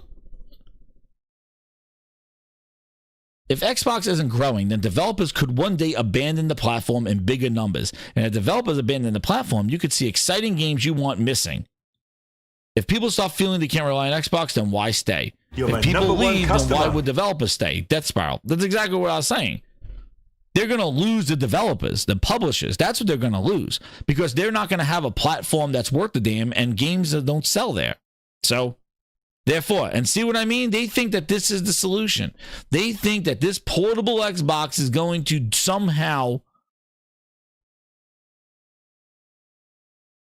when the games are not there because nobody's buying the platform, doesn't matter how much hardware. How the hell, after all this shit, does Phil Spencer go out there, hold up a new device and say this is a new Xbox, and people run out in the streets and buy it? For what?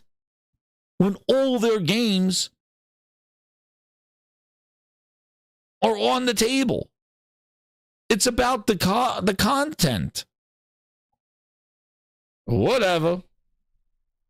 Keep hoping and wishing and praying and hoping. And on top of that, there's competition, like Josh said, the Steam Deck, the Asus ROG, they got their OEMs.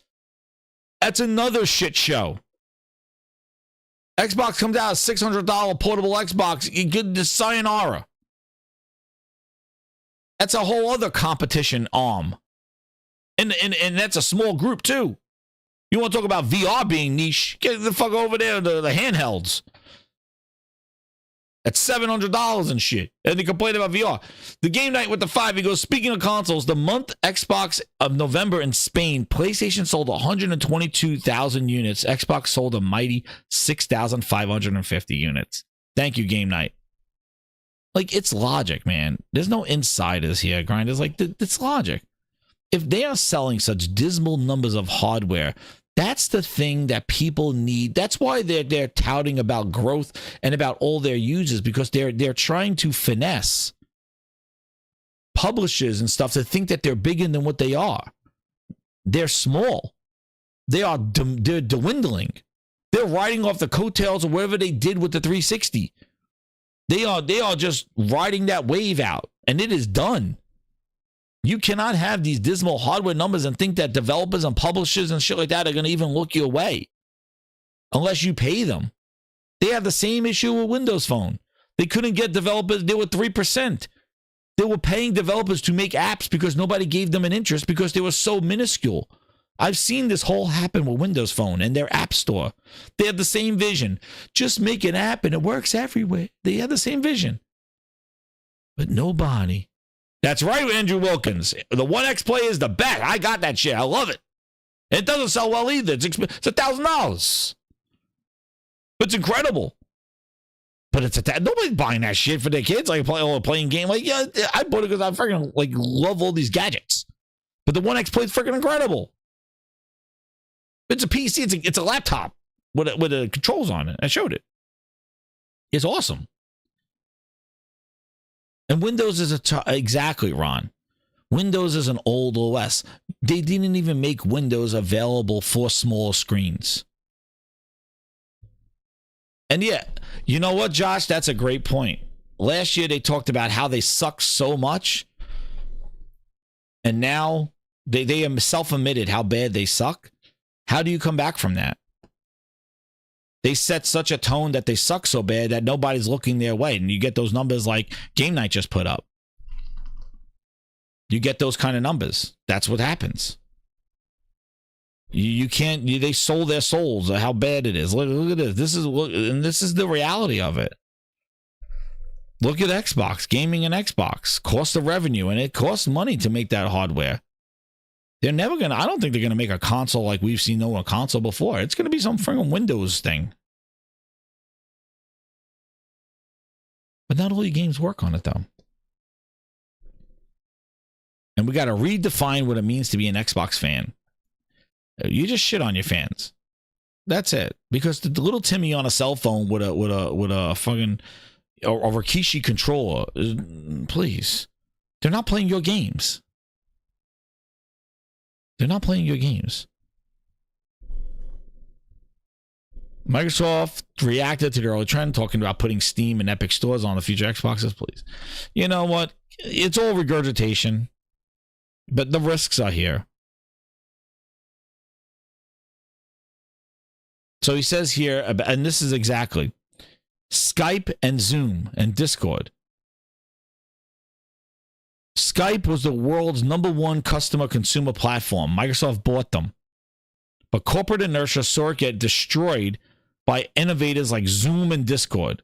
Skype was everything. They put Skype even in the Xbox. Skype chat. It was horrible. The Skype voice. They bought Skype. Boom. What's up, anonymous boss? And they tried to get ahead of it. Oh, we're buying Skype. And they drove it into the ground. Zoom took over. Dude, it's the same thing. And they're doing the same thing with Xbox. And they bought all these. And I'm telling you, what will happen is that this Xbox will not make their money back. And what they'll start doing is selling off assets, selling off developers, selling off IP. And that's what they're going to do. Because look up. If you want to see the future, go look at what Tencent's doing. Look what Embrace is doing. They bought up all these things. They either shut them down or they're selling off their assets. Selling them out. Who wants to buy, Conquer? Who wants to buy Blinks? Who wants to buy Activision? Who wants to buy Call of Duty? They'll just piecemeal them all out. That's the failsafe. That's the end game. They'll try to salvage their money back. Look what they did with Nokia. They spent a whole manufacturing arm in Nokia who made incredible phones, and they bought them to use them, and they spit them out. They chewed them up and spit them out. Spit Nokia out.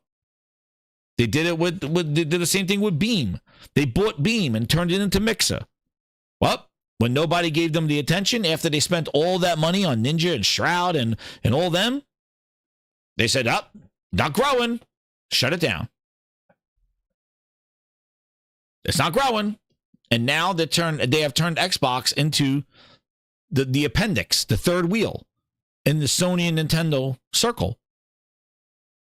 And what's going to happen? They're going to lose support. They're going to lose developers. And this is the last attempt to put their games on PlayStation and Switch as the ultimate knee bending. And now, that's the last ditch effort. If they don't see huge growth and purchasing for their games on PlayStation, then they're going to start selling off assets and go, you know what, this gaming thing, yeah, we out. Let's make a couple of games and publish them everywhere, and we're done. Sell off all the studios. You know, what's going on with, and that's the thing. What's going on with Ninja Theory? What happened to Project Mara? What happened to State of Decay 3? What happened to Rare's game in Everwild? What happened? You think they're still coming around? Who knows? When's Perfect Dark coming out? Why didn't we see Fable at the Game Awards if it was slated for 2025? Now we're hearing it may get delayed.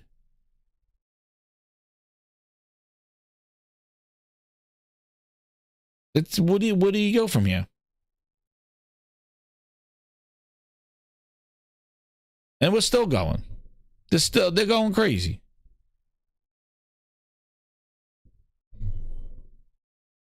Jez is just losing everything. September 2020.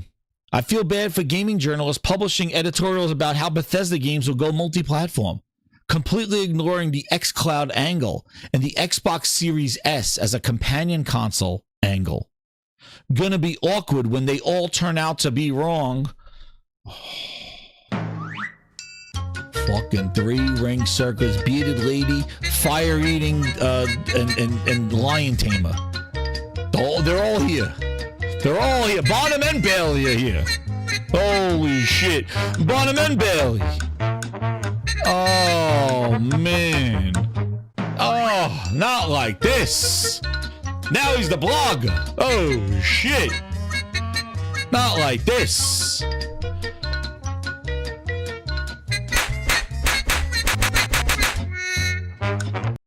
Scale 1 to 10.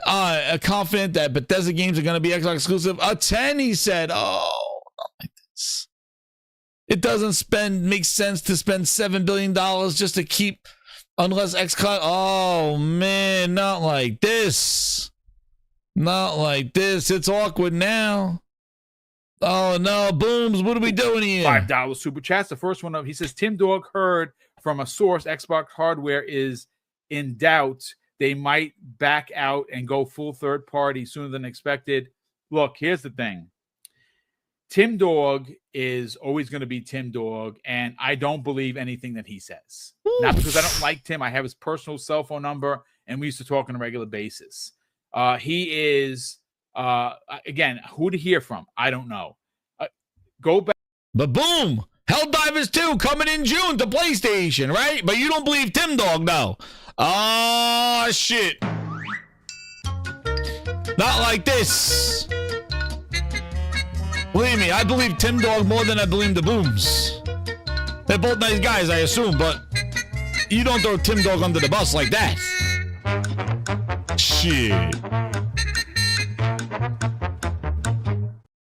Meanwhile, that guy's been riding the Helldivers 2's coming to Xbox from June.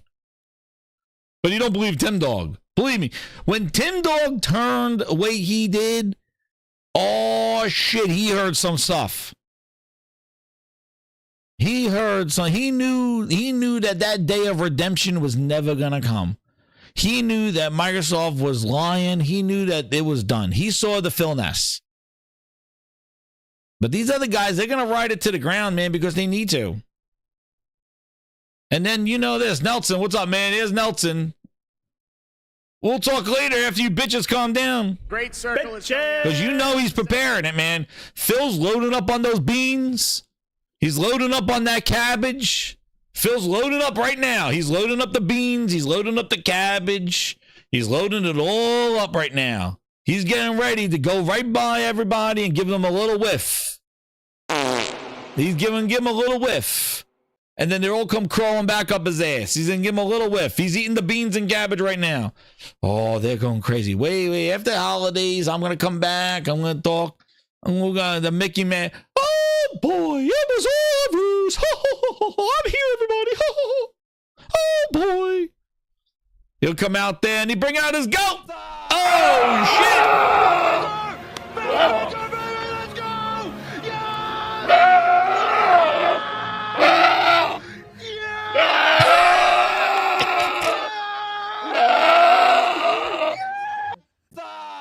He's going to bring out the goat. He'll be ready. No, he's coming. You know he's coming. He's preparing.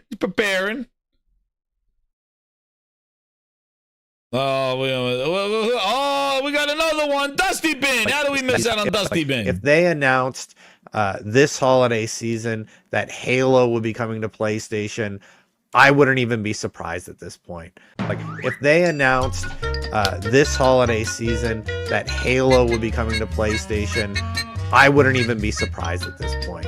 Like, if they announced this holiday season that Halo would be coming to PlayStation, I wouldn't even be surprised at this point. Like, if they announced this holiday season that Halo would be coming to PlayStation, I wouldn't even be surprised at this point. Oh, man. Dusty Bin. He's like, yo, start getting the flour. I got to start doing cookies again. He's like, this gaming shit is dried up on me. Dusty Bin's like this. He's like, yo, get ready. I'm going to turn into fucking Betty Crocker now. He goes, it's over. This gaming shit's over. That's what he said. Dusty Bin's like, this is over now. He's like, oh, she's going to go back to making cookies. That's it. He's like, yo, he's going to turn into fucking Martha Stewart next week. He's done. That's it. He's like, yo, this gaming shit dried up. He's like, this shit dried up. I thought I'll get to ruse some Xbox fans and then get them right on my tails. But you know what? That's it. Get the flowers. Get the aprons. And my fucking chocolate chips. He goes, that's it. Dusty Bin Bakery. Fucking there he is. Betty Crocker himself. Fucking Pillsbury. Here he comes. Here he comes. Here he comes. It's cookie season now. He's like, yo, I'm gonna start making those fucking gingerbreads. I gotta make up this gaming shit dried up real fast. We're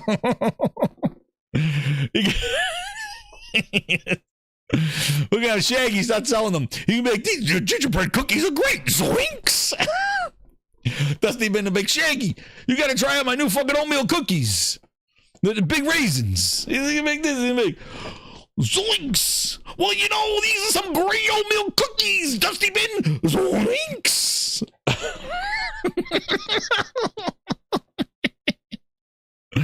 There he goes. There he goes. Fucking Pillsbury. He's getting ready.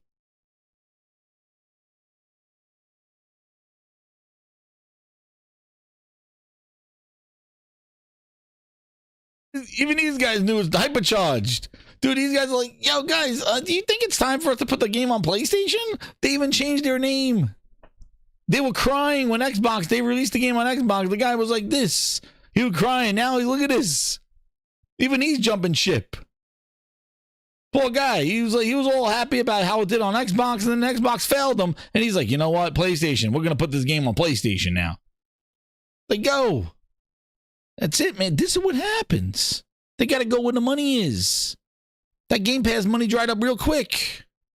It wasn't in Game Pass. This poor guy, he got attacked because his game wasn't in Game Pass. That's it.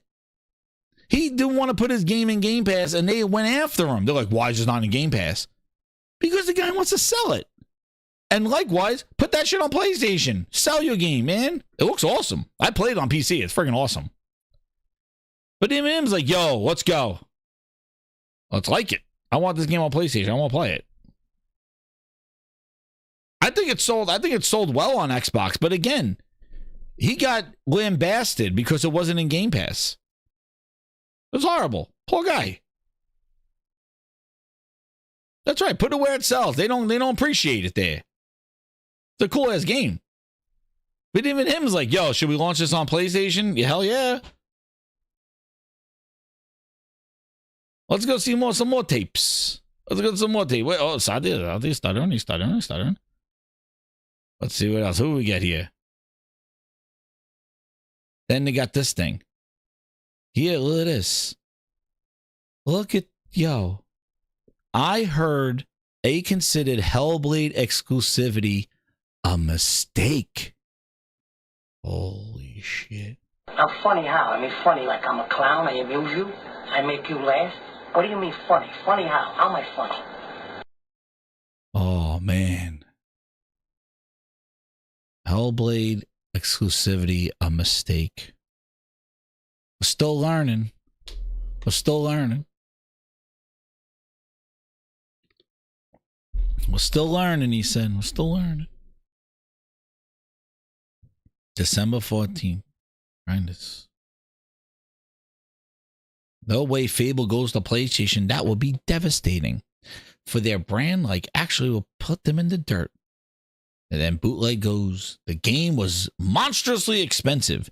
It may not be day one, but it'll come with the current plan in place, in my opinion. Oh, man. Not like this. But I'm telling you, Josh, even Hellblade 2 on PlayStation, you put it on now. No, it got its reception. Like, people said, hey, there's no, like, that's the problem with some of these Xbox games that get put as timed, man. They already get the kind of the stench. They already get like, oh man, this is not ready. That people on PlayStation don't even want to check them out. So I don't even know how lucrative it's going to be. But this is crazy.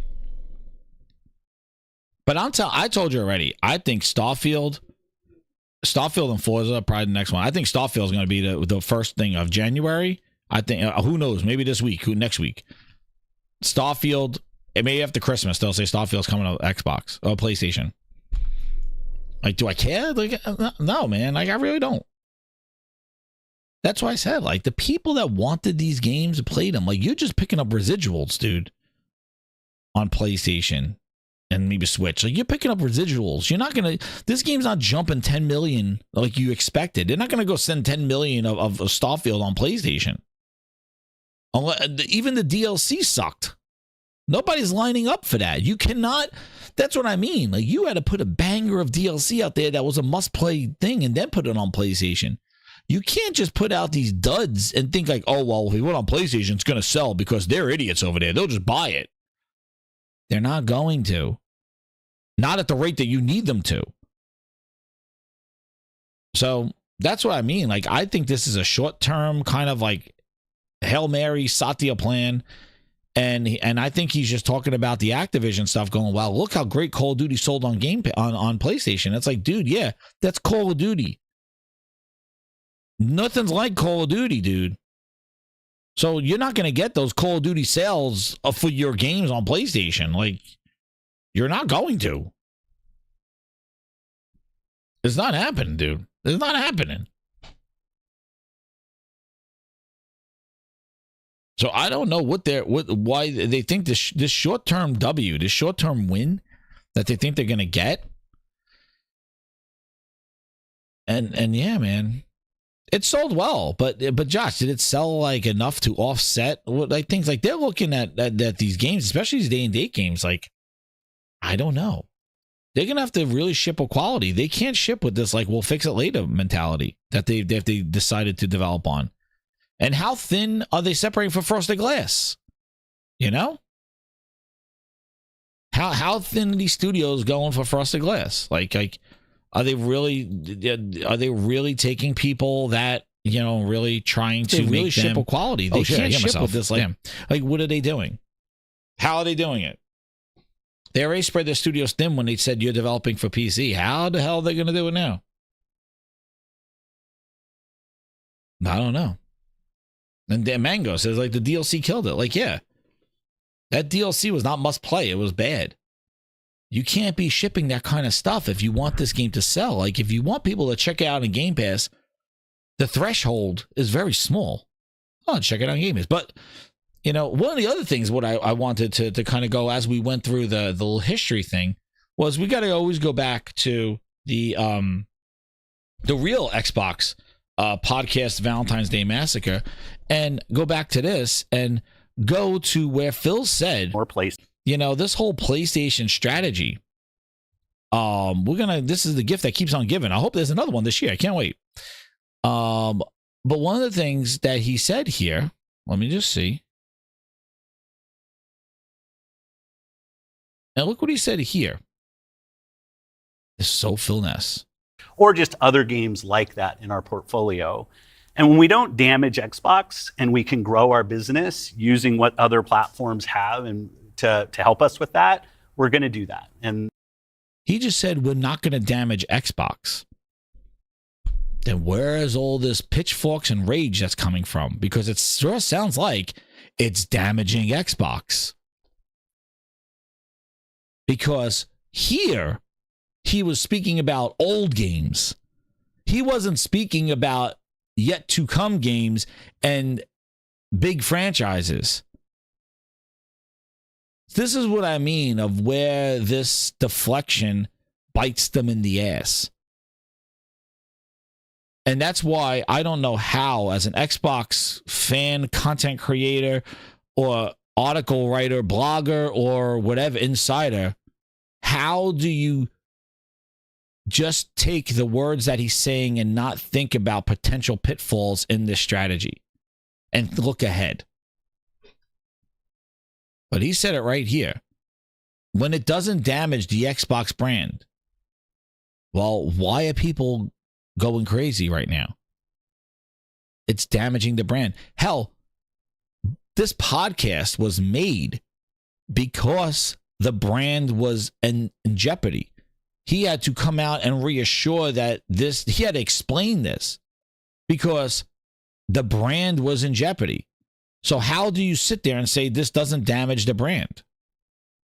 To help us with that, we're going to do that. And that's really the story behind these 4 games. And last thing I'll say, looking forward, you know, I think there is an interesting story for us of introducing Xbox franchises to players on other platforms to get them more interested in Xbox. We think there's a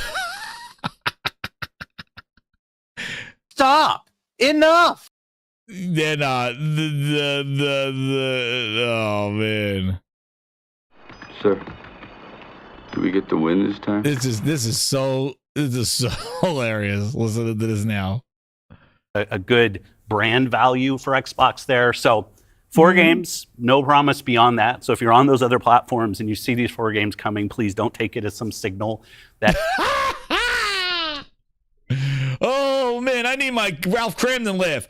Hardy har, hardy har har. Great ass! Oh, my sides hurt. My sides hurt. No signal, Phil. it's coming, please don't take it as some signal. No signal here.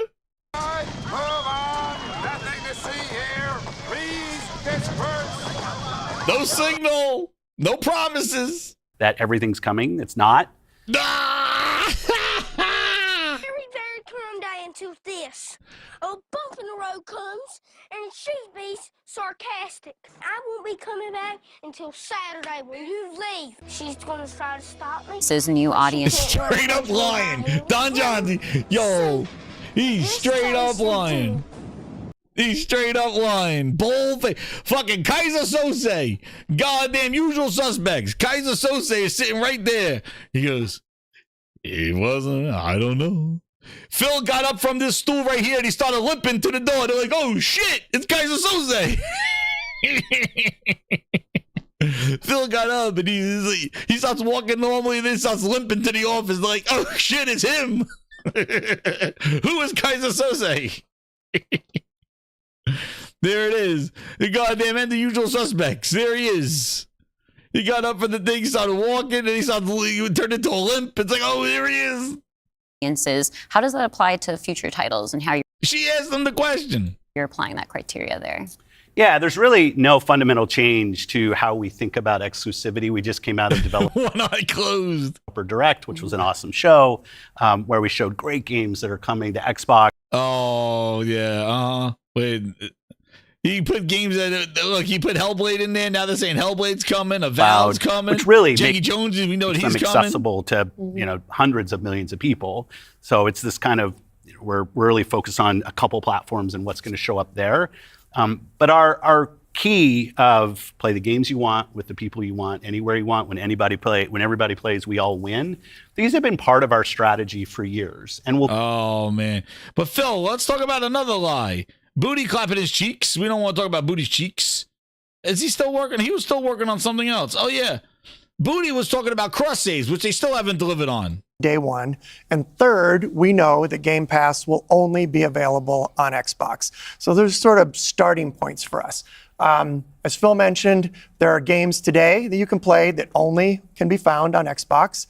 And at the same time, we want to bring more of our games to more players. So we're going to continue to look at that. Kind of moving aside, though. All right, so he just repeated what Phil said, but now here comes the booty cheeks. From some of those and thinking more about what does it really mean for the player. To me, the two key things are cross-play and cross-save. Oh, Booty, stop clapping those cheeks. But let's hear what Phil had to say. Here's Sarah Bond talking about Doom, but here's Phil. Look at this. Hear this bullface like, right? This is even more genuine than the other one. Look at this one. Wait, Phil, we got you. There it is. Is this it, Phil? Devices that people want to play on should be in service of making the games as big and popular as they possibly could be. Because really a healthy creator community on Xbox, a healthy creator community in gaming all up, is the thing that all of us as game players should be voting for, because that's the thing that will lead to the best. But you're everywhere already. How are you not having this community, developers? Why are they skipping you? If you're on everything, you're all over the place. Long-term success and growth in this industry. And my understanding just from listening and learning from you three. Here we go, Phil. Here comes the big one. On mobile platforms as well. And that's not something that we want to back away from. We want to continue to be building great games that millions and millions of people can love, and that they can play those games where they want to go play. But we do understand the business success that Xbox Here he talks about the business has to have. Us as leaders in this business, the system today, the system that all companies that we play video games from, is a world of you got to be growing your business. Growth in an Xbox business is critical to the long-term health of Xbox. Many people know I've been on Xbox for over 20 years, and I want to make sure Xbox is in the best position for the next 20 years. Oh, shit. Games, I don't know where they are, but I can sign your bet right above your crack. Do you have a pen and spill this? I'm winning awards. By the way, this guy won awards. Anyway. That means healthy player community, healthy creator community, and healthy business. So when we look at opportunities to allow more people to play, more people engage, more people to buy, more people to subscribe, it's all about putting Xbox in the best position. And our hardware is a critical component of that. The absolute best experience somebody has on Xbox is hardware that your team builds and that people play on. But that's not going to be everybody. We fully accepted that we're going to have Xbox players across all kinds of devices. So I think a lot of people think about 2023. Who are watching this, it was an amazing year. Some great launches. Wait, Phil. There we go. There's an amazing set of games coming in 2024. But if we don't get to growing as an industry, the industry will struggle. And today there's really two choices on how do you grow the industry. Talk about it, Phil. How do we grow? We take the blue pill? Oh, shit, he just said we took the blue pill?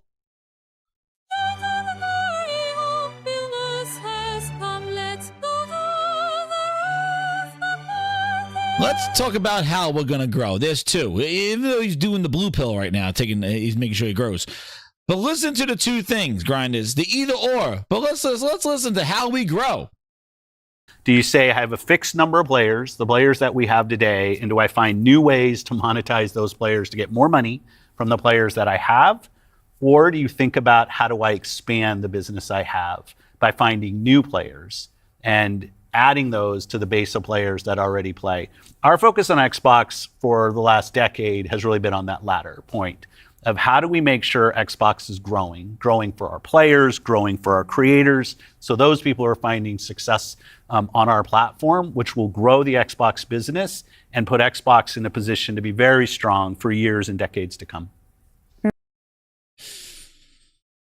Yikes. Super yikes. So, Grinders, there was an either or. What were those two either ors? One, do we take the fixed number of players that we have and just try to find new ways to monetize them? Or do we put games to find new players? So, wait a second. Wait a second. But he focused on the latter. Oh, okay. So I guess we didn't do this, Phil. Just a few months ago in September, you increased the price of Game Pass. So you learned to monetize more people. There you go. Philness. There you go, Phil. So you've done both. Good job. Because the way you made it sound there as damage controlling is that you were stopping from price increases because you even smirked. So Phil, right here, Microsoft confirms Game Pass Ultimate isn't coming to $20 a month. You increased it again. So when you laugh here, do you say I have a fixed number of players, the players that we have today, and do I find new ways to monetize those players to get more money from the players that I have? Or do you think about... Okay, so you did that, and now you're putting your games on PlayStation. How do I expand the business I have by finding new players and adding those to the base of players that already play? Our focus on Xbox for the last decade has really been on that latter point of how... So for the last decade, he never increased prices for anybody on Xbox? Game Pass didn't go from $10 to now $20? It was $17 at the time. So for the last decade, Phil has not tried to get more money out of his current subscribers. Even though Game Pass started at $10 in 2017, then went up to $16, now at $20 later in the year after this. So they were focused on the latter, trying to grow. But while they're trying to grow, they've still been increasing the prices and getting more money out of the fixed base. So he's been doing both. Oh. But what he made it sound like is like, guys, in order to keep your prices down, I need to put these games on PlayStation. That's what he's trying to say here. How do we make sure Xbox is growing? So we got to focus on the latter, just trying to get new people so we don't just keep trying to get more money from the people that we already have, even though you've been doing both. It's a disaster, Phil. It is ultimate Phil Ness. Growing for our players, growing for our creators. So those people are finding success on our platform, which will grow the Xbox business and put Xbox in a position to be very strong for years and decades to come. I don't think it's going to make out next year, the way this thing's going. Because as soon as they say those games, if they put out a Forza or something like that, it is going to be a bloodbath. And believe me, we would not have Satya. We would not have Bootleg going out there. We would not have, Tim Dog going wild. They are prepping. And what's interesting is, too, I was listening. I'm not going to bother even looking it up. I was listening to Rand's podcast when Colt Eastwood was on there. And Colt said something to Rand that I almost fell out of my chair. He goes, it would have been really nice if they kind of gave us a heads up about this, that they were planning on saying this Xbox everywhere, just so we could be prepared for it and stuff. Like the insiders. And I remember the same stuff going down during this podcast. That these people that think they have all access, because that was the thing. It was never about the games. It was about the access that this dopey bastard gave them. These forewarnings, pre-damage control, get your videos out so you don't have to be on the receiving end. Why don't you be a gamer like everybody else and read this shit for what it is? Why do you need to get pre-coached on what terms to say and how to spin it? Like, that's what I mean. They're not game. It's not a game. It's a content. Like, it's like, well, they should have gave us a little heads up, a little warning that they were going to do this. It would have been easier. Like, why? So you can't really tell people how you really feel? They didn't warn you? They didn't give you an inside knowledge that they're about to fucking kick you in the nuts? I got Tim Dog on here, Raze. We were talking to Tim Dog. But Tim Dog had the same thing. He's like, and I remember when these games were coming out, the Hi-Fi Rush, they kind of like pre-damage control. At the inside, I was like, okay, yeah, it's coming. It's coming. 25. It's coming. And then they try to deny what he's saying, like, because they kind of heard it in advance. Like, listen, I'm telling you right now, it's washed out. It's done. The Wizard of Oz has been exposed. It's me. Dude, the Wizard of Oz is done. They pulled the curtain back, and the Phil Ness has exposed himself. It's over. Now he'll go out there January. Oh boy, Happy New Year! Oh! And do a little damage control bullshit. Have some developer direct, and they'll go crawl up his ass. They will, but there's gonna be less and less people crawling back, especially if they start doing that. But he lied. This is all fucking like because they talk too much. They don't deliver on the promises. And you cannot build a reputation. You cannot build a brand when you have just pivots. There's no consistency. And you're taking the identity of your platform that you built for 20 years. And you are now putting it on the thing that created Xbox. The thing of spite. The thing that you wanted to defeat and not put in there. You're putting yourself in there. You're putting your games on the platform that you vowed to defeat and not own the living room. And now there it is. It's the same company that you used last year to compete with, to say, let us compete. You want us to compete? We're 4th or 5th, Sony's first. Let us compete with them. Sony has 80% market share. The company that you were throwing under the bus last year is now going to be your savior? Like I said, you better make sure that those games are platinums. before you start putting them over on other brands like Switch and Nintendo, because the Switch and PlayStation, because you're going to be lined up next to a whole slew of games. It's more competition for you and more pressure on your developers. It's not going to work. It's not. And they're not. And I said it will sell. But they will sell, but they're not going to sell at no friggin' rate that they need this thing to sell.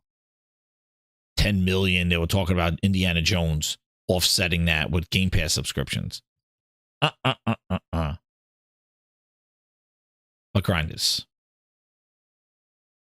This has been a killer show. And I am happy everybody was here. We have over 300 people here. Hit that like button. If you're new here, hit that subscribe button. But all you that stayed, we've hit our goal. Even though that thing stopped counting. I was counting. We got over the 10 super chats. So we're going to have a brand new song here for the Gaming Grinders. So hopefully you like it as we roll our end credits. And it is one that you're going to love because it has a video go with it. Because we have a special one for you. So Grinders, hit that like button, subscribe. Because if you got a membership, use those emojis. Because we are going to pull out one of our famous songs here. Where is it? SpaghettiOs. I didn't pull it in. Hold on. I'm going to pull it in. Pause. There it is. Grinders. This is going to be an instant classic, and you're going to be glad that you stayed here because now we got him right here. Phil Ness. This is why I even started this stuff, because I did not even like where the direction Xbox was going in 2016. And I know a lot of you have been riding with me since. And it is crazy how this thing has fallen. It is poetic. But one thing that we created here was the wonderful flute. And this is going to be the flute of Phil. So Grinders, hit that like button. We hit our goal. We're listening to a brand new song exclusively on the Gaming Grindhouse. You can get more of these songs day one in a Grinds Pass Ultimate. Quality Ultimate. But we got a flute for you. So Phil, take us away as you wind and dine your bullshit. And now we are here at the end of the road. Satya's Endgame and the flute of Phil Ness. Hit me.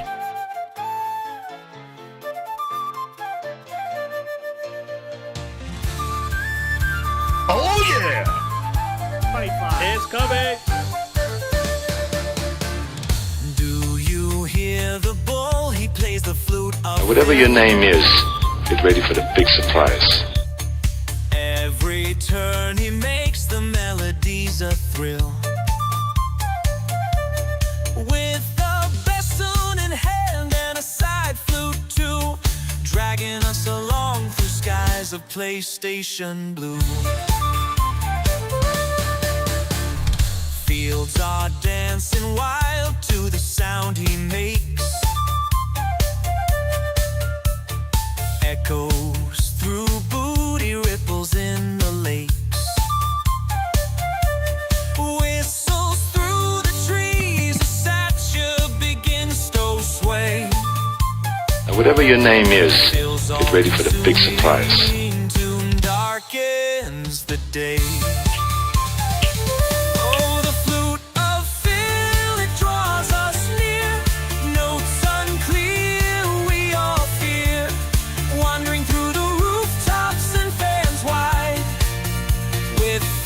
Enchanting tune we glide.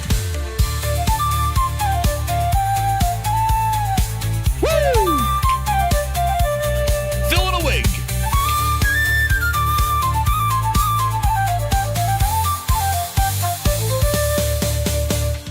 Moonlight casts a spell, the shadows start to play. Phil's tune whispers secrets of the Milky Way.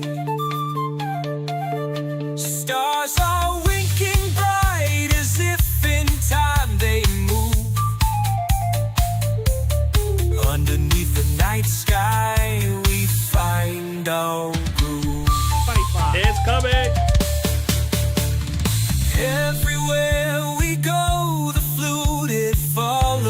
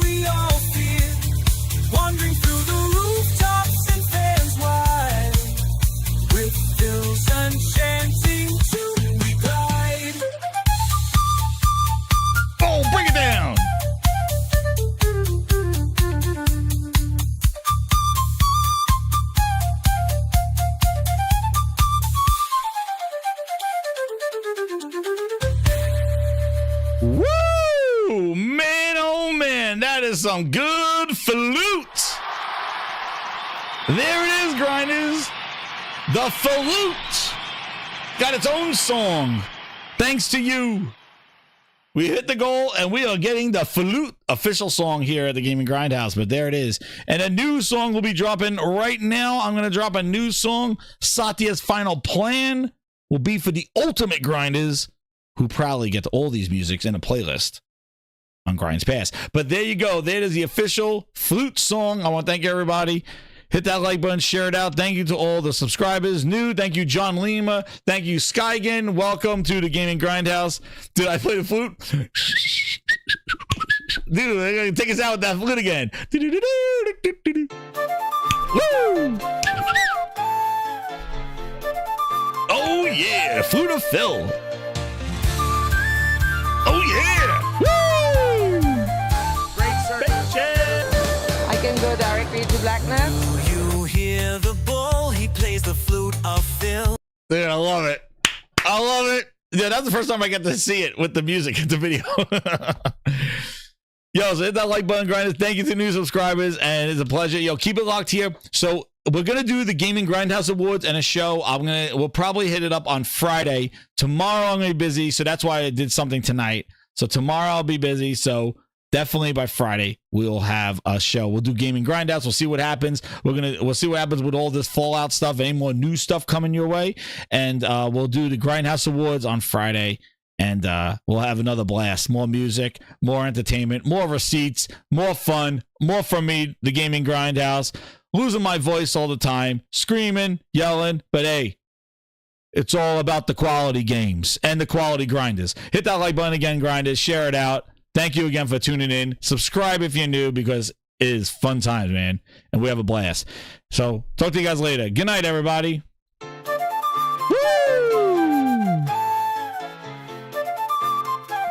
Encore. Woo! Xbox, no. You hear the bull, he plays the flute of Phil. Every turn he makes, the melody's a thrill. With a bassoon in hand and a side flute too, dragging us along through skies of PlayStation blue. Dancing wild to the sound he makes. It's too much. Echoes through booty ripples in the lakes. Whistles through the trees as Satya begins to sway. Feels all consuming, tune darkens the day.